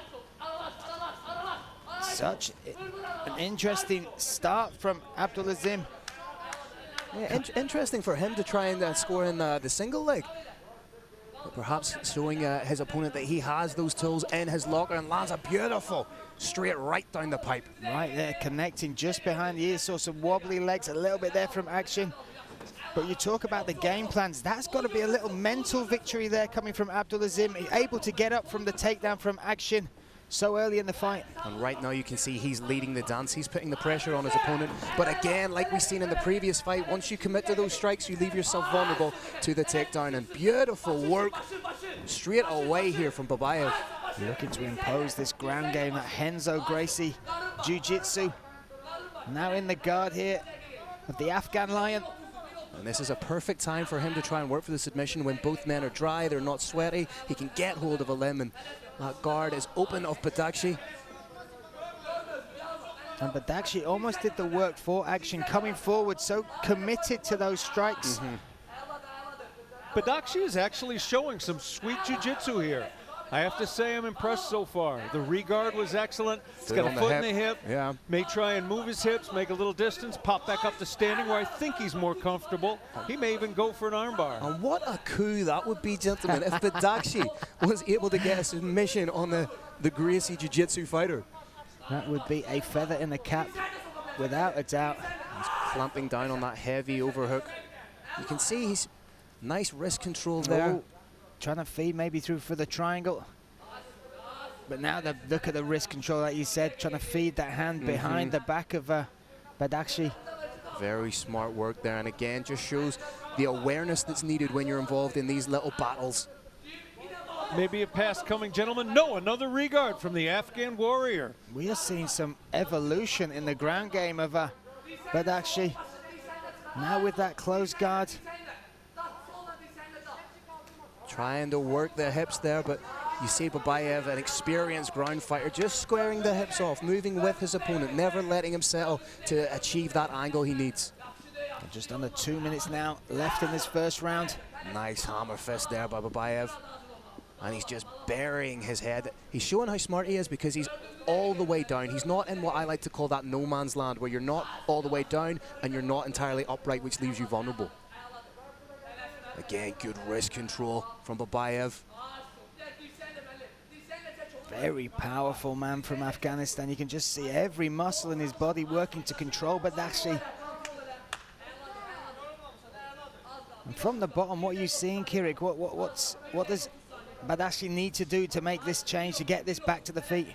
Oh, what you're seeing is superior jiu-jitsu on top. It's almost invisible from the outside, but everything that the Afghan warrior attempts from the bottom gets shut down by subtle movements of the knee forward, subtle following of the hips. What we have to see now from bottom is a stand-up. We need a knee shield, and there it was. Space was made, and he took advantage of that. But once again, he jumps in, he closes the distance.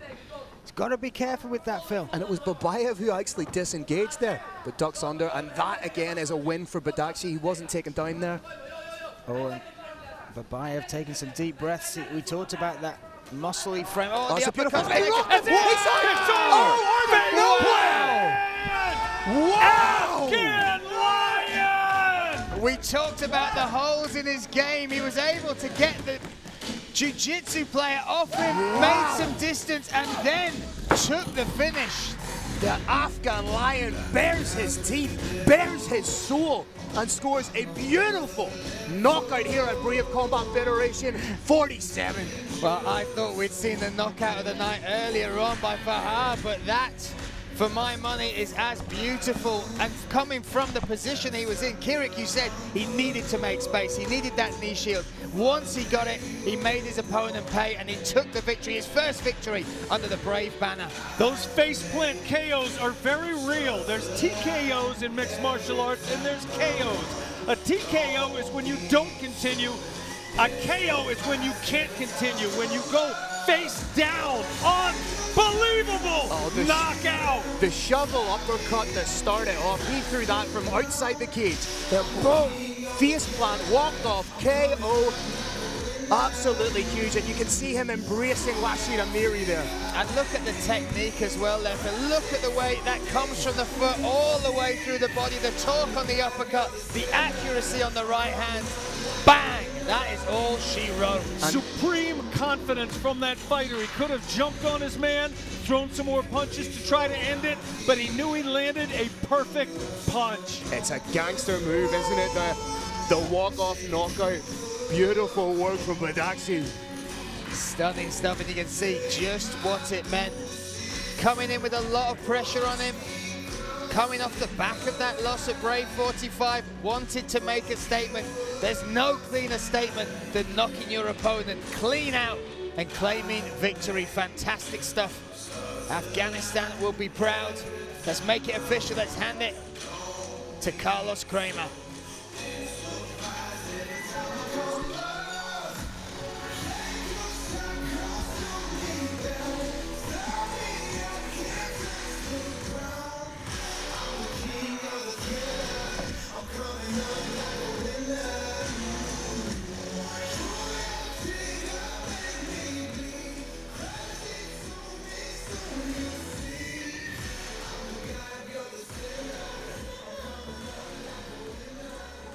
All right, Brave Nation, are you absolutely kidding me? Another thrilling bout, and this one ends at 4 minutes and 23 seconds of the very first round.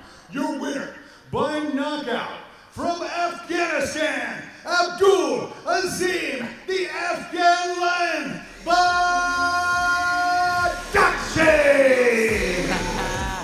And Badashi and his coach taking in that moment. What a moment it is. Credit to his opponent, Babaev. It looked good early on, that wrestling, that grappling, like you said, the control he had, Phil. But then when it got back to his feet, the difference, the levels were there to be seen. And that's the X factor that Badashi has. He does have that one-punch knockout power. You don't give someone like that a little bit of space, because when you do, invariably they hit their mark and it's good night. Gentlemen, we have representatives from every leading gym worldwide in the Brave Combat Federation cage, but this one was the unheralded fighter out of the unheralded martial arts Kabul, and he came out with a huge victory. Every time when I see this replay, that gets cleaner and cleaner, and you can see what it meant. Look at the technique, the accuracy, the control of range. Decky stepping in there to stop it, but the work was done. A walk-away KO for that man, Badashi. That's how you make a mark. That's how you make a name. That's how you make those memories in history. This bout is sponsored by Brave Energy Drink. Only the best to power your best effort. Fortune favors the brave. Nemeth Abduraschitov is on a 3-fight winning streak and eager for more as he debuts for Brave CF against Anzor Abdulkozaya, who has 8 straight wins and his eyes set on the top of the featherweight division. Coming up next, Nemeth Eagle Abduraschitov meets Anzor Abdulkozaya. All right, Brave Nation, this next battle is 3 5-minute rounds in a catchweight bout of 68 kilograms. Introducing your first warrior. Fighting out of the blue corner, this man's a mixed martial artist with a professional record of 11 wins and 1 loss. He stands 181 centimeters tall and weighs a ready 67.8 kilograms. Representing Akhmat Fight Club and fighting out of Grozny, Russia, please welcome Anzor Abdulkozaya! And his opponent, fighting out of the red corner, this man's a mixed martial artist with a professional record of 15 wins and 8 losses. He stands 177 centimeters tall and weighs a ready 67.9 kilograms. Representing Josh Kuch team and fighting out of Kyrgyzstan, please give it up for Nemeth Eagle Abduraschitov! Your referee is the Bandit, Decky Larkin. Huge thanks to Saparco Car Group, our gold sponsor for this event. That's huge thanks to Khalid Abdul Rahim Group, our gold sponsor. And there we have a look at the tail of the tape. 23 years of age, the young Russian, against 29 years from the Kyrgyzstan fighter, Nemat Abduraschitov. You forget just how young Anzor is because he's so comfortable and so loose in there. It must be stated that Nemat has had difficulty in the past with southpaws, and Anzor does have a tendency to switch effortlessly. He did that on cue there, Phil, for you. Switch stances, must have been hearing the commentary, wanted to make you look particularly good this evening. Nice switch of stances there, and we have Abduraschitov in the red corner, Abdulkozaya in the blue. The thing about switching so much is it almost doubles up on your opportunities for different entries into the takedowns, or to keep your opponent guessing with strikes coming from different angles. I've got to say, looking at the frame there of Nemat Abduraschitov, he's very heavy on top. Those big shoulders, those pectorals, those big biceps there compared to a much slighter Anzor Abdulkozaya. But don't get mistaken, ladies and gentlemen, Anzor Abdulkozaya is incredibly strong, freakishly strong. Very calm and composed there. Kirik, we've had 1 minute so far of these two feeling each other out. What do you think they're seeing? What are they learning about each other right now? This is the critical moment for elite fighters like this, when they are downloading huge amounts of information from each other on their opponent's reaction time, on how fast their opponent is, because you don't know what somebody's got no matter how much tape you watch until you actually fight them. Look at the way he covered distance there. Just snaps that straight right down the pipe, and it's almost as if he's beating you into a false sense of security by being so calm and then bursting forward. Covered the distance beautifully. That right hand that he had such success with against Rolando D, causing problems for Nemat. And I like the subtlety of just the little level changes. He brings the jab hand down as if he's going to feint for the takedown and then springs forward. And again, you highlighted it, Phil, on the walkouts. A very different style to the traditional fighters you would see coming out of the areas like Chechnya or Dagestan. He has the striking as well, and at such a young age. Whoa, what an exciting talent. Has the wrestling, should he choose to use it if he wants to take you down, but he almost uses it in reverse, not unlike a Chuck Liddell, almost like reverse wrestling to keep the fight standing where he wants it. Check out Abdurashitov's feints. They're very, very subtle, but they're giving him a ton of information. Every little wiggle of his knee, wiggle of the hip, drop of the shoulder elicits a reaction from his opponent, and he's learning from that. When he throws a shot, does his opponent back up? Does he try to counter? Does he try to block? Once he gets that information down, which will happen sometime in the next 60 seconds, he's going to start to let the hands go. Those two very heavy leg kicks, and then that opened up the opportunity for the right down the pipe. Very smart. What I particularly like about that was the way he angled off that straight strike, got out of the way, hit him, step to the left, reset his angle. Very high level stuff coming from Anzor Abdulkozaya. And he's constantly in his opponent's face here. He's not standing off them at all. He's constantly, when they move, he moves. And he has this wonderful ability to almost get his opponents to mirror him a little bit. Ooh, big step in, uppercut coming there from Nemat Abduraschitov. What I am impressed with both these fighters is just how loose they are, Kirik, in the striking realms. This is high level mixed martial arts. Another inside kick there coming from Anzor.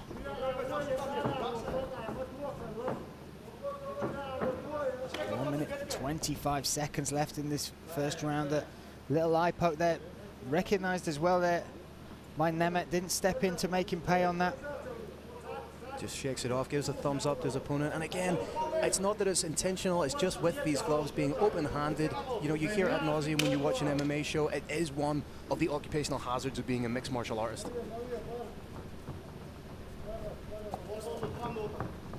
Again, Anzor taking the center of the cage, light on his feet. Even just those little steps in and out, look at that. Athleticism, the way he moves is so fluid, and the range he covers. He's put it on display already with shots just like that. And he's getting closer and closer with that 1-2. The right hand clipped the temple there of Nemat. Nemat much more aggressive now with the takedown attempt. Forced to shoot in for the takedown, closing the distance well. Good head position from Nemat, right underneath the chin of his opponent, because where the head goes, the body tends to follow, gentlemen. And Kirik, when you see a fighter like that change the game plan, there was a little bit of desperation and frustration. He was slightly getting the, Anzor was getting the better of Nemeth, but Nemeth now forcing the game into a different world. That's exactly what happened, but that is the definition of mixed martial arts. If you're not comfortable in one area, you take it somewhere else if you can, and it's the wrestling that allows you to dictate where it takes place. If your opponent is a better fighter, you push his hips up against the wall or take him down to the ground, at which point the hips are no longer behind the shots and they no longer are any great danger.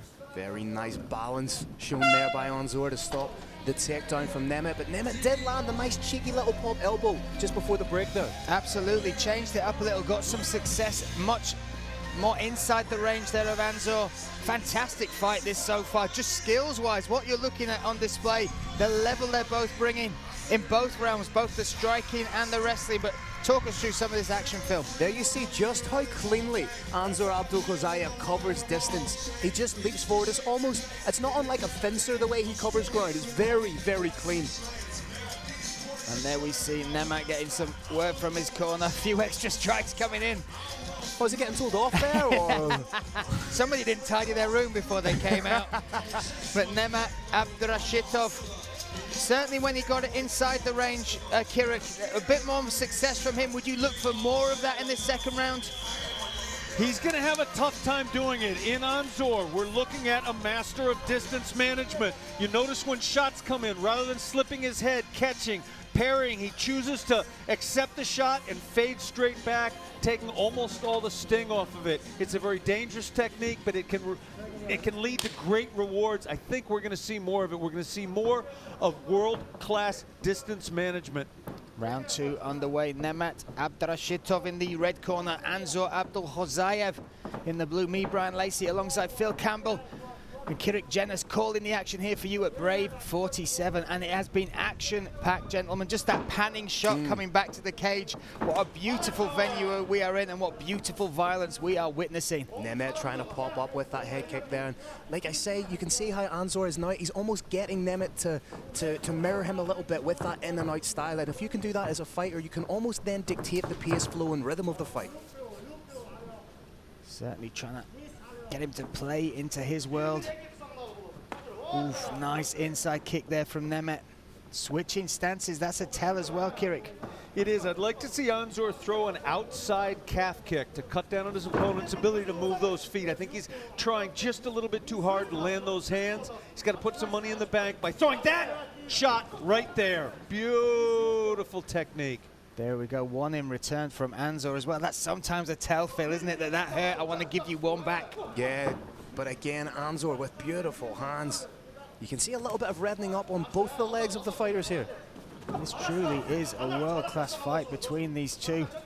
A catch weight of 68 for this bout, but I've got to say, featherweights need to be aware of both of these fighters. Oh, deep, heavy calf kick there coming. And then, like you said earlier, one in reply. The outside calf kick hurts worse than the inside, though. Again, just keeping it ranged. Nice boxing coming from Anzor. Oh, nearly one from Nemeth. Just clipped, glanced, and that's turned the wrestler into Anzor Abdulkozaya. Good takedown. Can't see what sort of bite on the neck, but he's only in half guard here. Be very difficult to finish this. He does have a great squeeze on him with 2 wins coming by guillotine, but oh, could be a ninja choke. Ninja choke. Look at this, and he's using the cage. Oh, that looks deep. He goes in the mounted position. Decky Larkin. Watch it carefully escape. Huge moment. Wow. What staying power by Abduraschitov. And a big shot. Right hand. Wow. Oh, he's following him down. From the jaws. To finish this. He's done it. It's over. Wow. From the jaws of defeat. Wow. Nemeth Abduraschitov takes the win. What happened? He was in so much trouble with that ninja choke. He contorted his body in a way which was awkward, difficult to watch, but once he broke free, got space, the right hand, my goodness, he made that count against Anzor Abdulkozaya. Kirik, what have we just witnessed? What a moment I get paid to talk and I am speechless. Phil, walk me through the replay. So that was absolutely, as you said, coming off that ninja choke that looked deep, it looked fight ending, on the break lands a beautiful see you later hook, follows up with some nasty ground and pound, and in the process scores the biggest win of his mixed martial arts career. Against such a talent, he was struggling with the puzzle that is Anzor Abdulkozaya. He was trying to find a way to win, and he was every turn being met by somebody who just seemed to be in front momentum-wise, skills-wise, technique-wise. But when it came down, power told it all, and that right hand started the beginning of the end. Wow. Huge right hand on the break, follows up with the ground and pound. You see his head roll back. Decky Larkin forced to intervene, and what a night of knockouts we are having tonight, gentlemen. Oh my goodness, this is my first taste of the Brave cage, and they are dishing up some caviar, my goodness. And there we have the overhead angle from the knockout from that man, Nemat Abduraschitov. The Eagle takes flight in the Brave Combat Federation cage and scores a huge win by way of knockout. A very despondent Anzor Abdulkozaya, still so young in his MMA career. No doubt he will be back, no doubt whatsoever. But tonight belongs to one man. Let's make it official. Let's hand it to Carlos Kramer.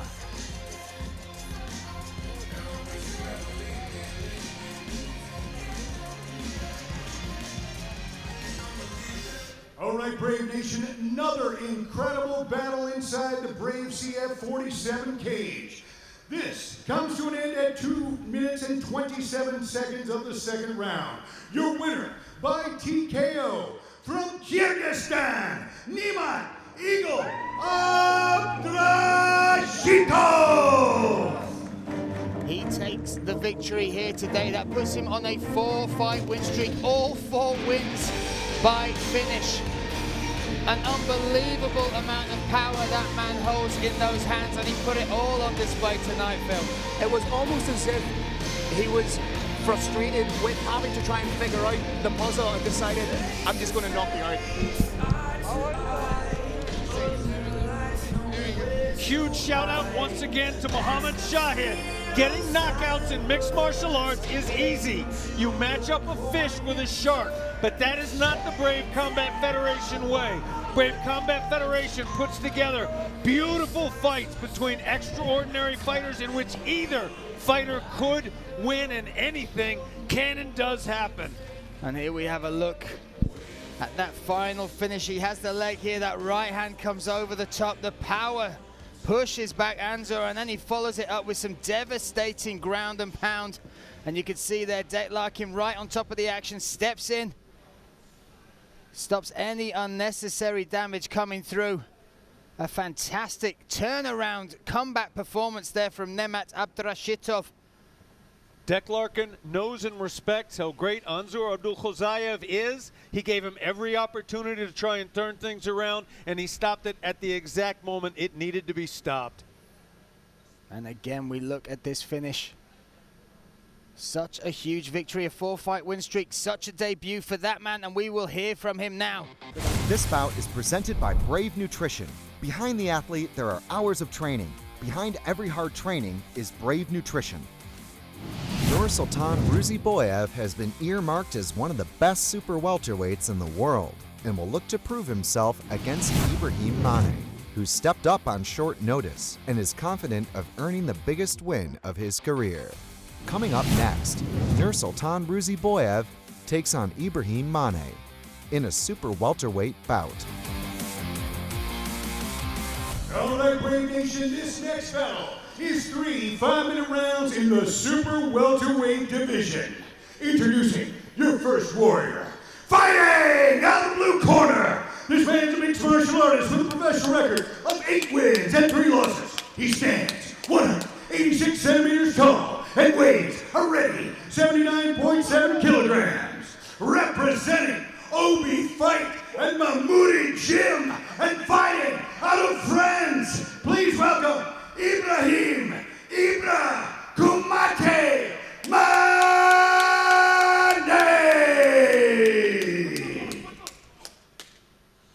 And his opponent, fighting out of the red corner.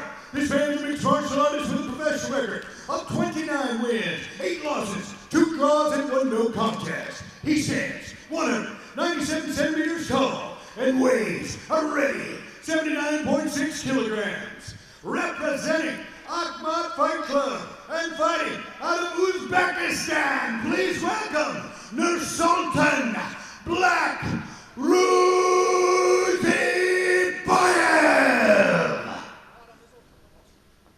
Your referee is the Bandit, Decky Larkin. Big shout out to Nordic Palace and Spa, our hospitality partner. So we look at the tail of the tape between these two. Uzbekistan taking on France. An 11-centimeter height advantage for Nursultan Boev. He is in the red corner. Ibrahimov in the blue. It still blows my mind at 27 years old to be a 40-fight veteran in mixed martial arts. And that's a fairly straight nose as well. But that will be put to the test with Ibrahimov coming out that Mahmoudi gym. You know what sort of a quality striker Mahmoudi is and the fighters that he turns out. You can see Farhad in the corner there, but this is exactly where Nursultan wants to bring the fight. As we said, 18 wins via submission. Obviously very competent, very scary, very dangerous in this position. In the guard now of Mane. Guard is wide open. We could see Rudy Boev try and step over. But good work here trying to scramble from Ibrahimov. Very much indeed. Trying to work his way back to his feet, looking for a Digging for the Kimura Kimura, as well. The great thing about the Kimura position, Brian, as you know, it's not just solely for the submission. You can use it to try and work back to the feet, to try and hit a switch, to try and hit a transition. Absolutely. But he is digging in deep on it. Oh, he may have it. That's it. You can see. He's got the leg laced. There's a little bit of pressure on the shoulder yet. Nothing he can't handle. Momentarily, the hand popped out to come beside the rib, but Nursultan, with that background of his, was able just to pop it back in. Can grab his own shorts in this situation, but cannot grab the shorts of his opponent. Oh, look at this. Like you said, he's used that Kimura grip to reverse the position. And now with the Kimura grip. How crazy would this be, gentlemen? Kimura for Kimura. Now Nursultan Boev looking for that. He needs to bend that arm. It's straight. He's trying to straighten that out. It's more akin to a straight arm lock right now, but if he can get that to the back of Ibrahimov, just work it up the back nice and close to the body. What a changing of the game this would be, gentlemen. Well, how impressive was it that Ibrahimov was able to do that to start with? Then we see the threat from the same position, the same weapon of choice from Nursultan Boev. And he is on top. This is somewhere where he probably didn't picture himself being. But There's a beautiful contrast in technique in those two defenses against the exact same attack. You can either extend the arm out to deny your opponent the leverage he needs to break the arm, or pull it in. Fantastic technique from both fighters. Potential head arm triangle set up here coming from Ibrahimov. He just needs to get his leg free out of that half guard. Yeah, you saw the lockdown position there from Nursultan on the bottom, controlling that right leg of Ibrahimov. Now looking to explode, make space, but he's got to be careful. Takes the arm out of danger now, but the mount slips right through into the mount position. This would be, I think the arm is trapped as well, can't quite see. No, he's fed that under. He has that arm underneath. You could see potentially Nursultan could be using that to try and extend over his head and try and sneak out the back. Yeah. But the problem is, in a situation like that, your arm is also trapped and it is liable. Your face is beautiful work. I love jiu-jitsu. Triangle! This is crazy, right? Fantastic tradition. If he can underhook the leg to try and get a little bit more leverage, that's his control. No, Nursultan is back. He's down! Fires down! Kimura for Kimura, then into the triangle, picked up from Nursultan Boev. A slam finish here at Brave 47. That fight had everything, gentlemen. Transition to transition, my submission for your submission. A slam, knockout, huge. And Brave Nation, under the unified rules of mixed martial arts, that was a 100% legal technique. The fighter on bottom can release the triangle choke and be in no danger whatsoever. If he chooses to keep that choke locked up, and he gets slammed on his head and goes out. Those are the rules. Fantastic ending to a fantastic fight. Here we're getting to watch it again. Shades of Ricardo Arona and Quentin Rampage Jackson. He just went to underhook the leg just seconds too late. That's right, and that forearm was buried on the chin as his cranium met the mat. Unreal stuff here. Credit to Ibrahimov because he brought it tonight. This jiu-jitsu game was on point. He put in trouble a guy who's got now 18 wins by submission, now 20 first-round finishes in the Sultan Boev. What a finish there. Getting the 10th knockout of his career, and a finish like that has to be the most satisfying. And you see right above us, Ibrahimov watching the replay, asking his coach what happened. And again, we have seen such fantastic talent and skill here in the Brave cage, and that is another standout finish from Sultan Boev, potentially the most impressive of his career. Yeah, against a high-profile, high-level opponent. Tremendous fight, showing wrinkles in their career we hadn't seen before. I want to see both these men in the Brave cage again. All right, Brave Nation, this night just keeps getting more exciting. Another incredible bout. This one ends at 3 minutes and 12 seconds of the very first round. Your winner by knockout from Ahmad Fight Club, Nursultan Black Ruzi Boev. And great respect between these two, respect that has been earned. And what was a fascinating battle. It may have only gone less than a round, but we saw so much from both of them. Evolutions in their game, fighting out of position, and then finally a finish from nowhere, whilst in trouble in the triangle from the Sultan Boev. All three of us have been here with our jaws on the floor. Phil, just talk us through some of the action here. This was absolutely beautiful. As soon as the fight hit the ground, it was just artistry from both men. Working for the Kimura, your Kimura for my Kimura, then the work with the triangle, ultimately leading to this beautiful slam KO. Ibrahimov tries to underhook the leg a minute too late, and as you say, he had that frame against the face, and that's what caused a lot of the damage. Unreal finish there, and as he hit, you just saw the body went limp. Kirik all shut off as soon as his head hit the mat. Bang! It was, in fact, almost an elbow strike. It was a combination of hitting your man with the planet Earth and from the other direction, landing a downward elbow strike with a force of gravity behind it. Absolutely unbelievable knockout. That is 1, 2, 3 viral KOs on one card. This bout is brought to you by Brave Gym. Training for mind, body, and spirit. Brave, it's more than a gym. Taekyun Kim has 7 career wins in as many bouts and will look to keep his record intact when he meets Hussein Karimamagomaev, another young star coming out of a ferocious Brave CF debut and eager to showcase his skills. Coming up next in the co-main event of the evening, Aries Taekyun Kim takes on Hussein Lamanbor's Karimamagomaev in a featherweight bout. All right, Brave Nation, this next battle is 3 5-minute rounds in the featherweight co-main event of the evening in the Battle of the Unbeatens at Brave Combat 47 Asian Domination. Introducing your first warrior. Fighting out of the blue corner, this man's a mixed martial artist with an undefeated professional record of 7 wins and no losses. He stands 180 centimeters tall and weighs already 65.9 kilograms. Representing UFD and All-Stars Training Center, please welcome, fighting out of Switzerland by way of Chechnya, welcome Hussein Lamanbor's Karimamagomaev. And his opponent, fighting out of the red corner, this man's a mixed martial artist with an undefeated professional record of 7 wins and no losses. He stands 180 centimeters tall and weighs already 65.9 kilograms. Representing Monster House and fighting out of South Korea, please welcome Eddie's Karim!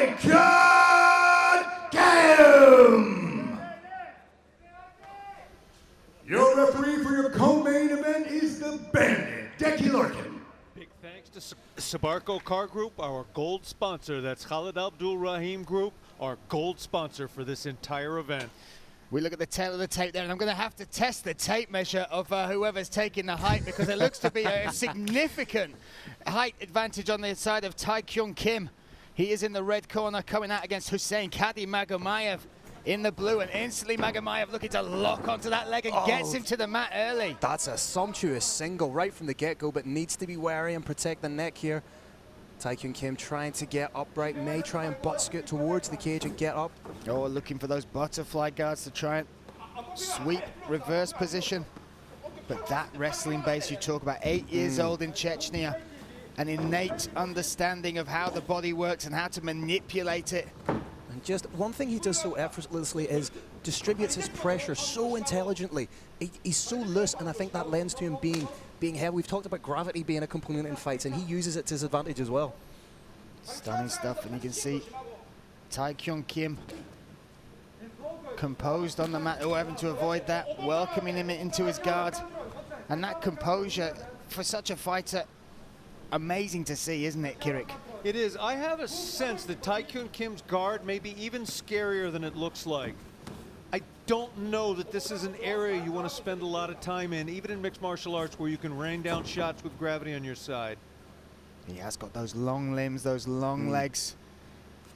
But Karimamagomaev's an exponent of what I like to call shutdown jiu-jitsu. Because his wrestling's so good, he can follow the hips. He doesn't give his opponent space, and he just smothers them en route to finishing fights. And Ali Iskiev, the coach, the training partner, the sparring partner as well of Hussein Karimamagomaev, along with the team over there, and also just talks so highly about this young man's dedication, how well-rounded he is, how he's a sponge, he's a constant student of the game and evolving every single time. He's part of that new breed of fighter coming out of All-Stars, just real well-rounded killers at it from the very beginning. Oh, looking for the omoplata. Omoplata. Wow, steps over. Defended down.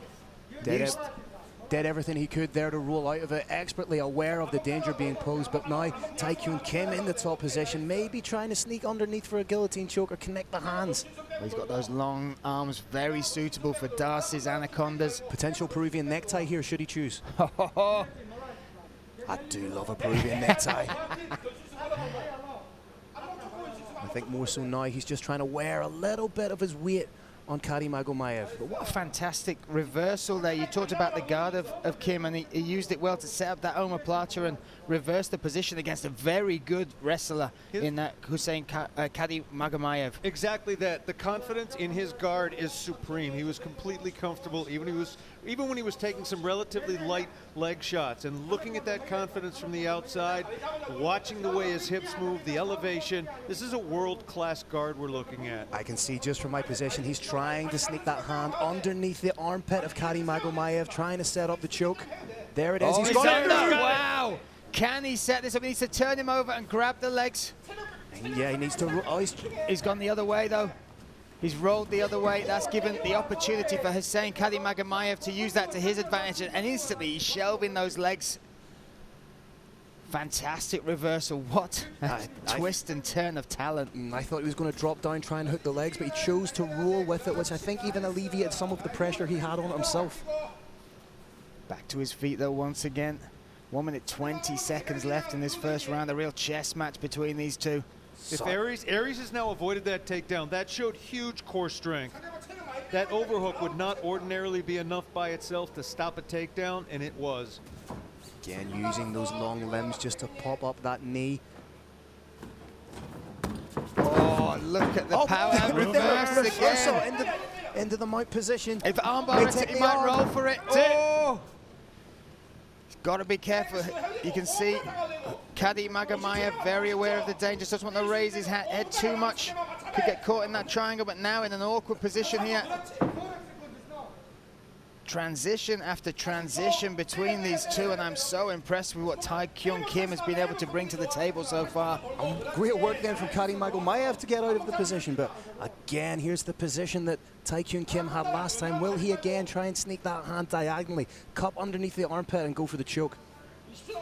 Has the option for the Darce, the Anaconda, the Bravo. Oh, there you go, that's trying to open it up. Not many seconds left, 15 seconds. Digging in for the underhook. Final 10 seconds of this first round. And Kirik, I'm going to throw it to you as we walk into the break. How would you score that? It's an extraordinarily hard round to score. That's why we've got world-class judges here. I would give it to Tae-Kyun Kim by a score of 10-9, and I say that with some confidence.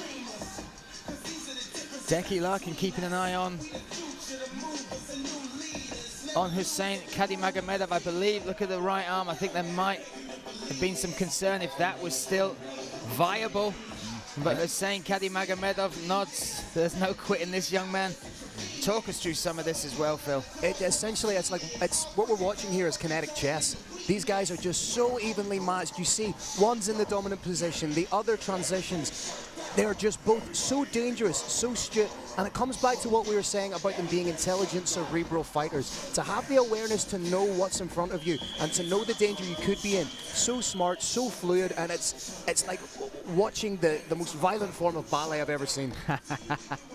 Well, book me a ticket because I want to see it once again. This is some beautiful movement, composure. He's shaking that right arm out a lot as we step into this second round, scheduled for 3 5-minute rounds. If you're Tae-Kyun Kim, you'll obviously be acutely aware of that. Do you then start to perhaps aim kicks at the arm to try and loosen it up? Because it could potentially be compromised. Without a doubt, he's certainly shaking it out. And he would have felt as well when you're in those jiu-jitsu positions, you can feel the pops, the moves, you can hear the excruciating pain people go through.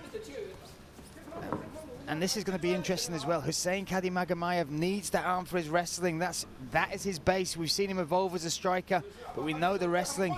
What part could that play, Kirik? It could play a huge one. We've got about 15 seconds to figure out what his game plan is going to be in this round. It may be he's trying to protect that. I think there was a level change, wanted to get it in the hips, took a shot to the head instead. There was a little bit of hesitation there. Something is a little bit off right now with Hussein Karimamagomaev. And once again in this position, we've seen this 3 times so far, Phil. And he needs to change it up just a little bit. As we say, he's trying to sneak, he's trying to sneak that arm underneath. You could see him trying to play with the wrist, almost make the space to feed that through. Very aware of that is Karimamagomaev.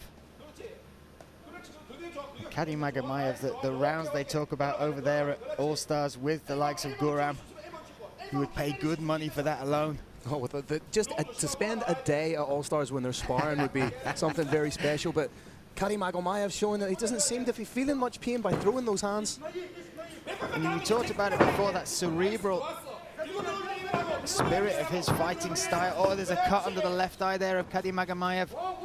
But this is heart and will trying to turn this fight around. Very impressive from the young man from Switzerland. What you saw there was the determination. There was a heavy, heavy sprawl from Tae-Kyun Kim. He thought he was out of danger, but Karimamagomaev powered through it. We questioned if that arm would be an issue. He's not showing any signs of it so far. He's got those hands clasped behind the back legs. Feeding for that underhook is Tae-Kyun Kim. That cut, I believe, came from an elbow. One of the most common sources of a cut is an accidental clash of heads. I did not see one here. I think it was from that elbow, and I think we're going to see more elbows like that from Aries in short order. There was also a nice knee on the entry as Karimamagomaev was looking to try and lock those hands together. Needs to be wary of the triangle here from Tae-Kyun Kim, showing he's got a great jiu-jitsu game. Well, 3 submissions on his record, and just the way he plays with those long limbs, really knows how to use the weapons he's been born with. Doing everything he can to try and post and get up. Oh, the neck's in danger though. Hussein Karimamagomaev threatening, now sitting back in guard. Tae-Kyun Kim does have those butterfly hooks. He tried momentarily to push away on the hook, or push away on the hip with that butterfly. Karimamagomaev wise to it. Forward pressure coming from Karimamagomaev. Oh, may try and grab the guillotine here from the mounted position, but needs to be wary of being... Oh, he's looking to reverse this into a... Fantastic entry. Stepping over, looking for this guillotine. Can he get the finish? I can't quite see how deep under the chin that is, but look at the way he's freed his neck and his legs to make some space there, Tae-Yong Kim, but now belly down on the mat. Belly down and still in some danger. And this reversal of position, Phil, this all came from just sheer determination from Hussein Karimamagomaev to change the momentum of the fight, to stop Tae-Yong Kim having it his way. Yeah, as we said, he looked like he'd been sprawled upon. Looked like other fighters would have given up the takedown, but he powered through it and is now in that dominant position. Oh, and he's really jumped. Fancies that guillotine. He's jumped for it. Oh, he's trying to trap the arm. Oh, this looks good. This would be an amazing finish if he can get it. That's was that a tap? Was that a tap? Almost. Not Almost. Oh, that looked very It close was to being a close. tap. Aries is fighting through. I think it might be out. Oh. Pressure's not Decky. there to put him out yet. No, Decky Larkin on top of that, and he twists and turns, and somehow he is free. But the poker face of Tae-Yong Kim has gone. He looks tired now. That is a tough spot he's just had to fight his way out of. Lovely shot over the top from Karimamagomaev, and I think he can feel a little bit of change. But then just as I say that, Tae-Yong Kim charges forward. This fight is bananas. 20 seconds left in this second round. This co-main event living up to the billing. If we get to the end of the second round, I would love to see just how close Tae-Yong Kim came to tapping.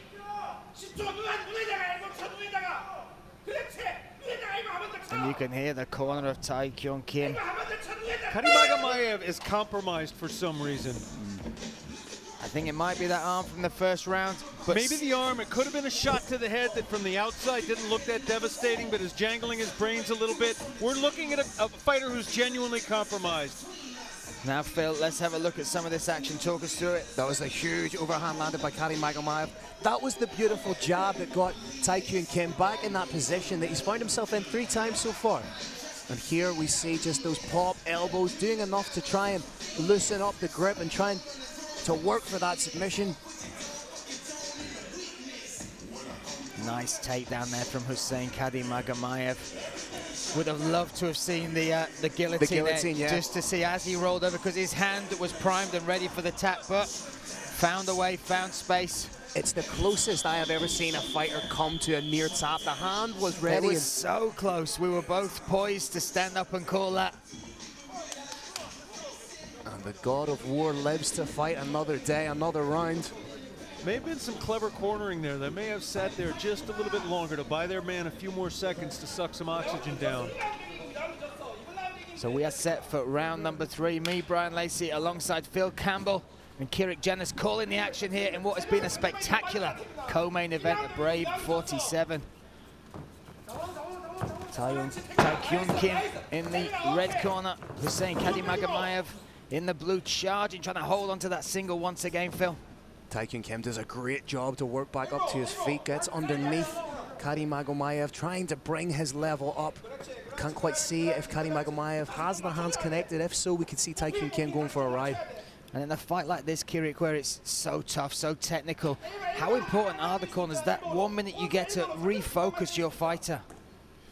Cornering is an art form in and of itself, and what both corners in all likelihood told them is, we don't know the score, but it's probably 1-1. And in all likelihood, whoever wins the next 5 minutes or wins in the next 5 minutes wins this fight.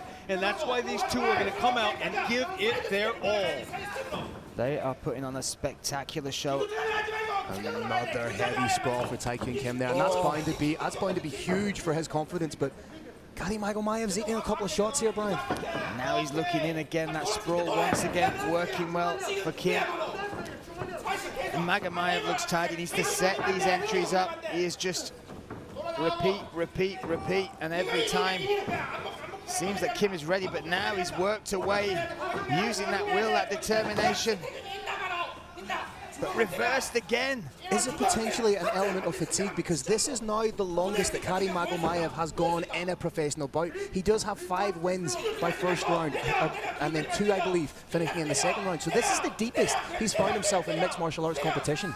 That may be exactly what's going on. He may be literally in deep waters for the first time. I know he's supremely conditioned, but it takes a while for a fighter to get used to what he's feeling right now. To learn, yes, I can push through. I'm so tired I want to fall over, but I can still win this fight. This is a first for him. Oh, and again, looking for the entry. We may give up his back here. Teleport to back mount. We got 1 hook in. Foot's also in place for a figure 4. Maybe looking for an armbar from here. Maybe up high. No, limps out. Karimamagomaev, I think, is gassed, gentlemen. He has fallen back, and now Kim has just dropped into side control effortlessly. And you can hear the corner of Kim calling him on. 2 minutes, 30 Kim likely seconds. to transition to mount. Oh, this would be an absolutely huge win for Tae-Kyun Kim. Smart thing to do is punch until the referee stops it. And the referee is close. Decky Larkin on top. It's almost over. It's over. That's it. It's Tae-Kyun Kim takes the O of Hussein Karimamagomaev in spectacular fashion, finishing him in the 3rd round. What a fight. And you can see just how much it means to Tae-Kyun Kim. The emotion literally pouring out of him with his sweat, with the blood of his adversary. And what a way to remain undefeated against a fellow prospect that everybody was potentially saying was the next big thing. And we saw how cerebral he was in battle, but all the emotion has been released right here, right now, after that victory against such a tough opponent in Hussein Karimamagomaev. Let's go back to that story of Kim, where he's come from, the difficulty, the adversity, the promises he's made his mother that he will make their lives better through this sport, through this endeavor, where he lays his soul, his health on the line right in front of us, and he did that today and got the finish. Gentlemen, I want to speak directly to Tae-Kyun Kim's mother. I know you're watching your son right now, and we are proud of you. Mama, you did great. And there we see the finish.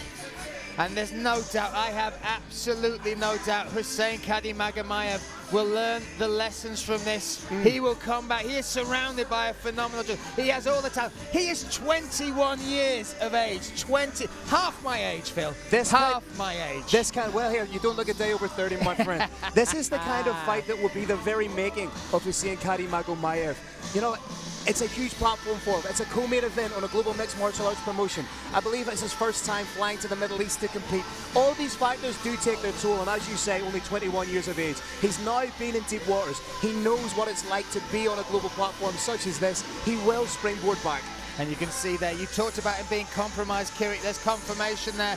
His coach, his training partner, Lom Aliyevskiev, touching that right arm, and you could see he was in visible pain, even moving it in slightly, and still, as they leave in the cage, I think they're set to leave straight away to get that scene to be compromised from round 1 and to put a performance on that till round 3. Very impressive despite the loss from Karimamagomaev. Huge shout out to Decky Larkin. He's supposed to be invisible. He did an incredible job there.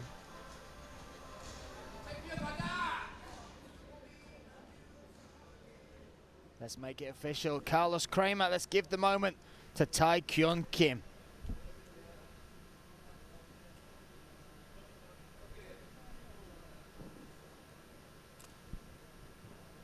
All right, Brave Nation, another incredible bout. This one comes to an end in our co-main event of the evening at 2 minutes and 43 seconds of the 3rd round.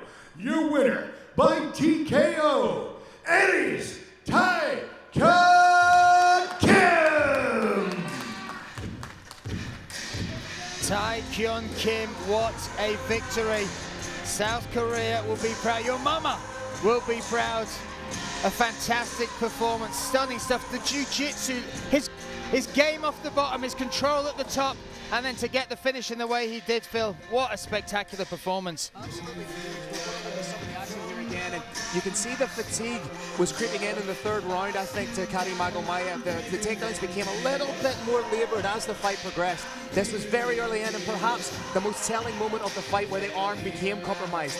It was hyperextended, it was moved in directions. A limb is not meant to move, Brian. And here we see digging deep was Hussein Karimamagomaev, but the reversal came from Taekyun Kim. He just seemed to have answers, Kirik.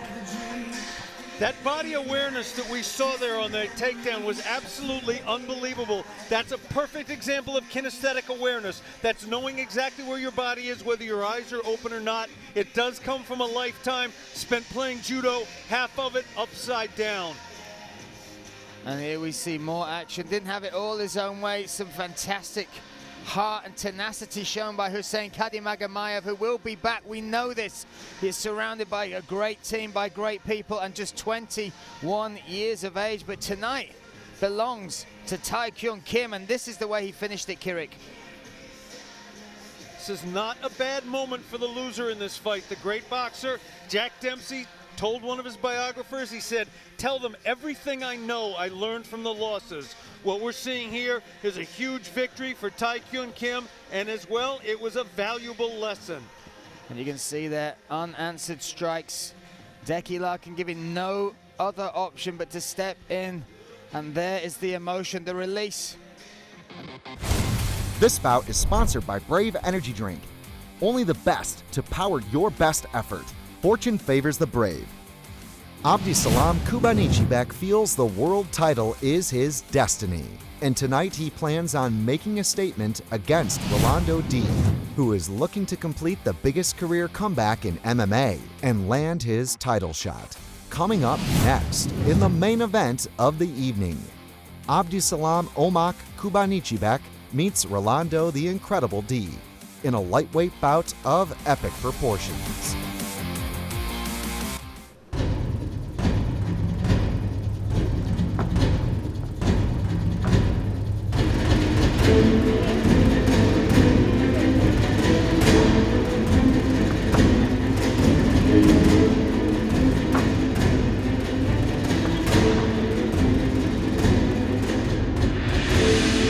And now, two warriors are ready to collide inside the Brave CF Arena.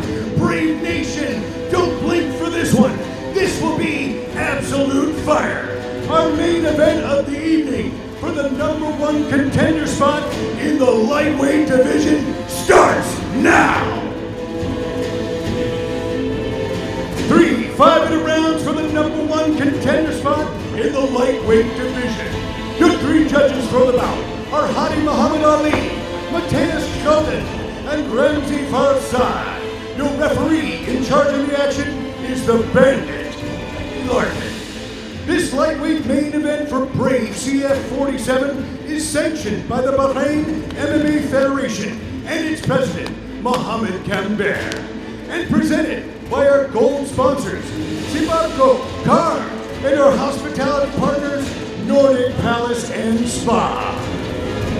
2 men enter, only 1 man leaves with his arm raised in victory.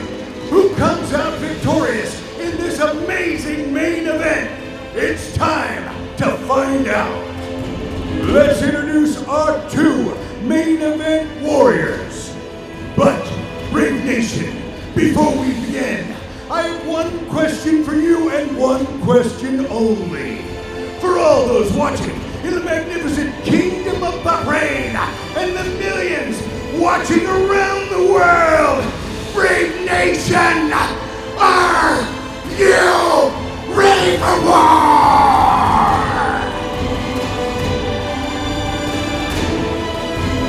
Introducing the first warrior, fighting out of the blue corner. This man's a mixed martial artist with a professional record of 14 wins, 9 losses, and 1 no contest.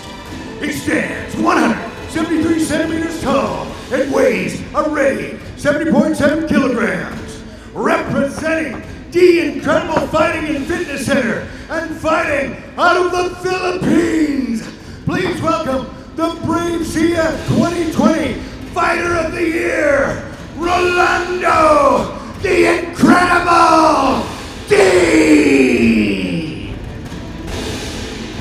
And his opponent, fighting out of the red corner, this man's a mixed martial artist with a professional record of 17 wins and 3 losses. He stands 178 centimeters tall and weighs a ready 71.7 kilograms. Representing Sport Club Ilas and fighting out of Kyrgyzstan, please welcome Abdisalam Ulu Omak Kubanichibek.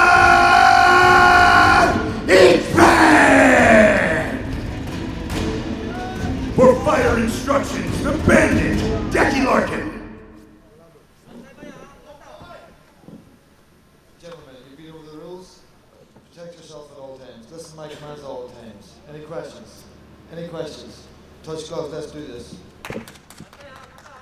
We have the tail of the tape there. Slight height and reach advantage on the side of Abdisalam Ulu Kubanichibek. He will be in the red corner in the white shorts, taking on Rolando D. Incredible in the blue corner. I loved what Kubanichibek did when he was being introduced. He marched into the center of the octagon, laid down the gauntlet. Shades of Junior Dos Santos. Certainly was. I will also say, in the time it took Carlos Kramer to do the introductions, I had 50 DMs from the Philippines telling me that I was pronouncing the name wrong. Rolando, not Ronaldo. I do apologize to the entire nation of the Philippines and personally to Rolando D as well. We are set and underway. Rolando D mixing up the strikes well here, working the head, working the body, throwing the kicks in. Trying to make it difficult for Abdisalam to get inside.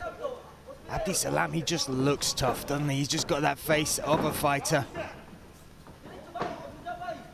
Tough in demeanor and tough in his fight style. He's going to continually press forward. He's going to start off with the strikes.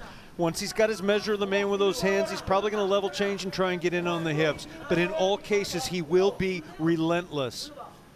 Rolando D keeping that left hand high, or sorry, right hand high, almost as if anticipating something big coming in, but he has that in his locker, just that capacity to counter strike so quickly. Beautiful lead hook. And we have talked a lot about Abdisalam and the run he's on, the 3 fights, the 3 victories, the 3 finishes. But in his last fight, Brave 46, where he took on Saeed Jamolov in the 2nd round, he won that by rear naked choke, but he faced adversity. He got wobbled in that 1st round. Nice little slip and rip there from Omak. Both guys showing that they've got very dangerous hands, Brian. Dangerous hands, but you can feel the respect between them, Kirik, as well. It's huge. This is literally a don't blink moment. One of these fighters could blink and something would happen within that split second of time and end it. Rolando working the body a little bit to try and come over the top, but both these guys have laser-like precision with their strikes. I'd even go as far as to say the precision is precise. We can see the marks from that precise precision on the face there of Rolando. Omak could try and stay in the outside, point fight a little bit, try and use that reach, but he's not. He's stepping right into the fire, trying to land big shots. Well, the thing I like about his strikes is as he steps in, Rolando is right on the end of those. That range is already there for Abdisalam. Rolando thinking about that counter hook again. There it is. More pressure though coming from Abdisalam. That is one of the weapons he uses. He's always in your face. And what he does so well is he can add just incremental pressure. So every 30-odd seconds that go past, he's adding another degree of pressure. Rolando with the back against the cage. That is like a red rag to a bull for Abdisalam, looking for the takedown now. Rolando splitting the base well, but Omak like a dog with a bone when it comes to his takedowns. Indeed, Phil, indeed. Impressive stuff, taking away the base. High-level grappling once again, Kirik. Just landing those little pot shot elbows. D trying his best to regard or regain his guard. He has the butterfly hooks. He may try and elevate and sweep, but with someone as well versed in wrestling and grappling as Kubanichibek, it's very difficult. Needs to be wary of the up kick here. But again, just as he tries to get up again, smothered by Omak. There's that figure 4. There's the calves, the ankles shelved. You can escape this, but in order to do so, you have to leave your face open. And when that happens, what you're seeing right there. There was an escape, It was successful, but there was 2 clean shots to the melon. Again, happy to set in that anchor position, and it's crazy the amount of power Kubanichibek can generate from being on his knees, from being in that sort of jilted stance. Without a doubt, and power is also a blessing. You either got it or you haven't, and he uses it so well, trying to feed that arm back through now, trying to control that grip. Smart wrist Dagestani control. handcuff coming up. It's likely to be followed with elbows. Oh, a nice shot coming in. And what he's doing so well there is he's mixing it to the head. They're coming underneath the armpit. He's using a strike to elicit space so that he can land further strikes. Very, very smart. And sticking to the back like glue of Rolando D. Nice little takedown as well there. Once again showing another way that he can get you to the mat. What he did so intelligently with that takedown is he used his foot as the little shelf with which to pull Rolando over. Very subtle, but worked brilliantly for him. Final 10 seconds of this opening round, and looking to finish big is Abduraschitov. Absolutely fantastic, technical, exciting round. Lived up to all of our expectations. Yeah, the opening minute or so feeling each other out, a lot of respect, but once that distance was close, Phil, Abduraschitov showed a lot of power, a lot of aggression in those wrestling exchanges. And you pointed out, it wasn't just the wrestling exchanges, it was also that little jab he was throwing, stepping into it. And just by taking away that maybe 6, 7, 8 inches, he was leaving Rolando right at the end of the power point of that jab. It was very smart, but yes, the wrestling was fantastic, and the wrist control, just so smart and so fluid with it. And with Rolando, when you're looking at the way he got taken down, it was when he stopped with his back against the cage. He's got to keep moving. That lateral movement is going to be so important for him to keep it on the feet in the second round. As you said, it's a red rag to a bull against someone like Kubanichibek if you're standing with your back to the fence. I would say the lateral movement, but he can't even have his back that close. He can't be skirting the edge of the cage. I would say the first black line where you see inside, or sorry, the second black line you see inside the cage is the perimeter with which you should work. So we're set for round number 2 here in our main event at Brave 47. What a night it's been. What a spectacular first round this main event has given us so far as we step into the second. Rolando D in the blue corner, Abduraschitov Kubanichibek in the red. Rolando D is a brilliant fighter. He knows his path to victory here is a straight, probably followed up with a hook. He's going to do everything he can to try to set that up. He may have to take some punishment to do it. And he's used to being he's used to being in that role of the underdog. He's been against those guys who were mid to steamroll him. John Bruin was meant to walk through him, yet he bested him. So he thrives in that role of the underdog. And that just gives another bit of credit to his mental fortitude. The corner he's turned since taking his last loss. But he has got to switch the tides here tonight. Oh, another connection from both fighters there. Nice 1-2 from Kubanichibek. Oh! Nice landing big strikes. Use those strikes to close the distance, Kirik. D's got his stance split wide, wide, wide. If he can be taken down here, it is a huge moment for Omar. The stance is split so wide, Brave Nation, that the fighter's hands cannot come together. If Omar's fingers clasp, there's going to be a takedown. If they don't, it's going to be very hard to get it. Looks like those are locked already, Phil. And he's down. Rolando just trying to hold on right now to try and force referee Dickie Larkin to get them back up, but quasi-crucifix from the half-guard position perhaps here. Yeah, forcing him to give up the back, turn to the side. Oh, and elbows to the ribs. Heavy. That's a bit naughty. Great wrist control again here from Kubanichibek.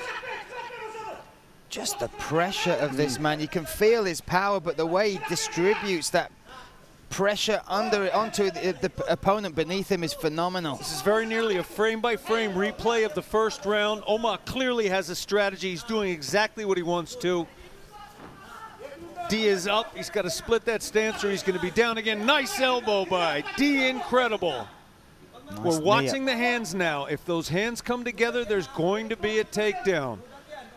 You look at the way he works his way into that. Now switches to the single, Phil. And then almost transitioned into taking the back, but Rolando did quite well there. Was he lifted the frame of Kubanichibek up so he couldn't get the hands clasped around the backside for the takedown. But right now Rolando really needs to turn it up with the hands. He's getting caught with some shots here.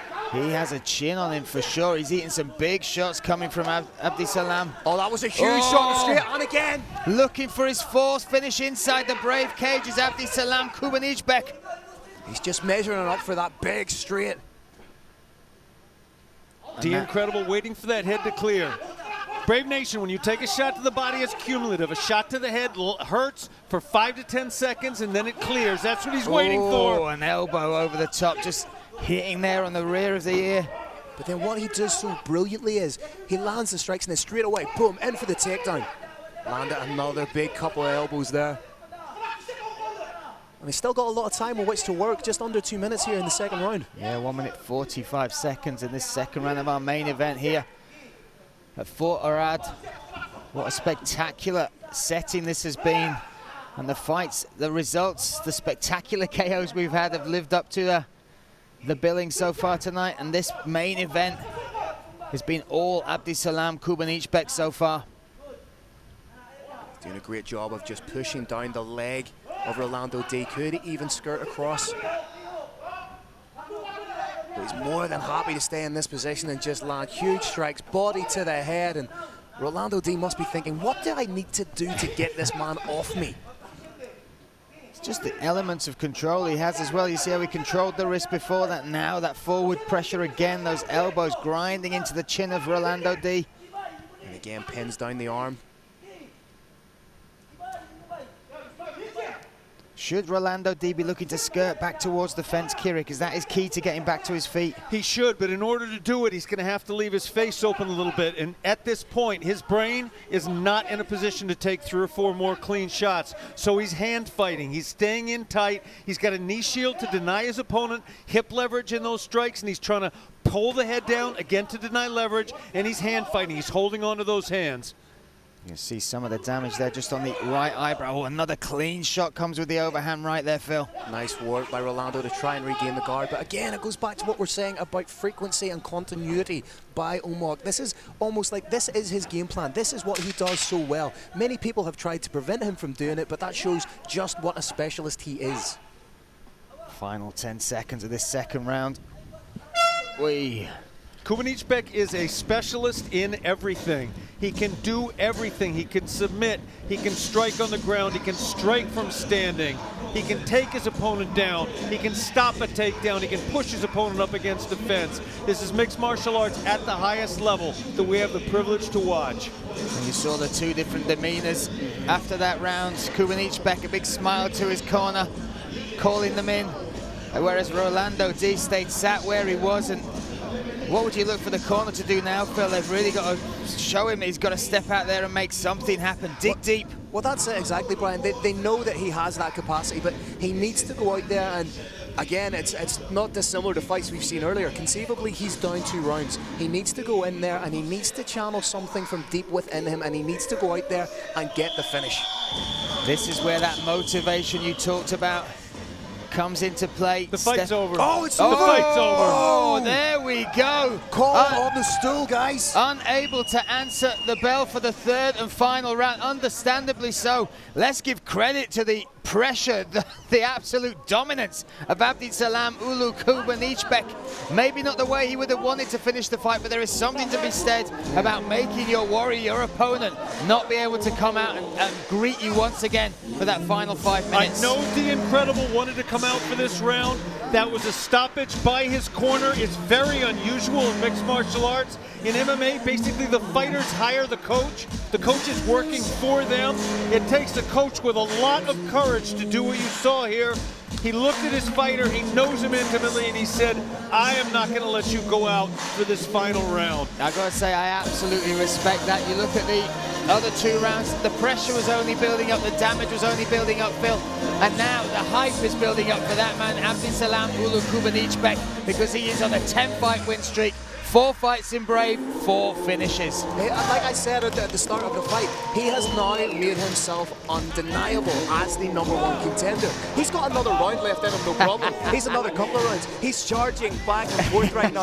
He's telling, he's not asking for a title shot. He's telling Muhammad Shahid that he is next in line for the belt.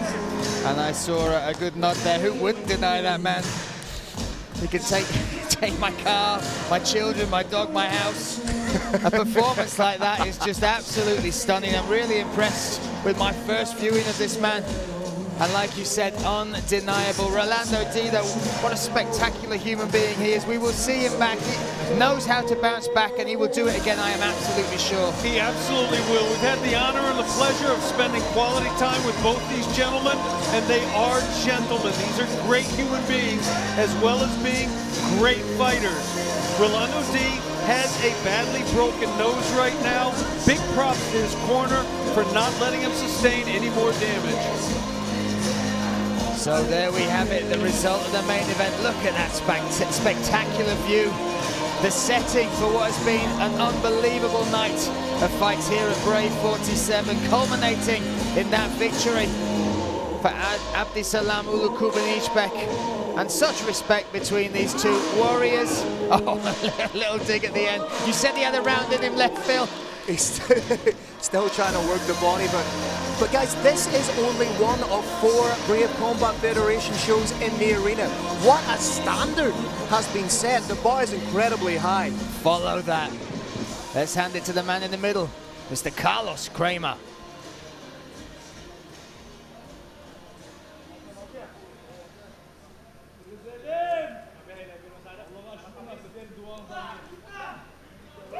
All right, Brave Nation, what an incredible way to end this historic night.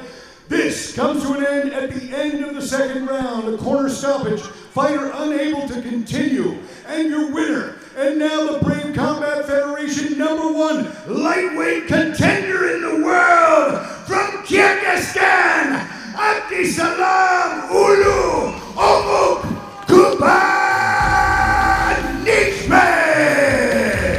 And you said it, Phil, undeniable. That spot is his. You saw the nod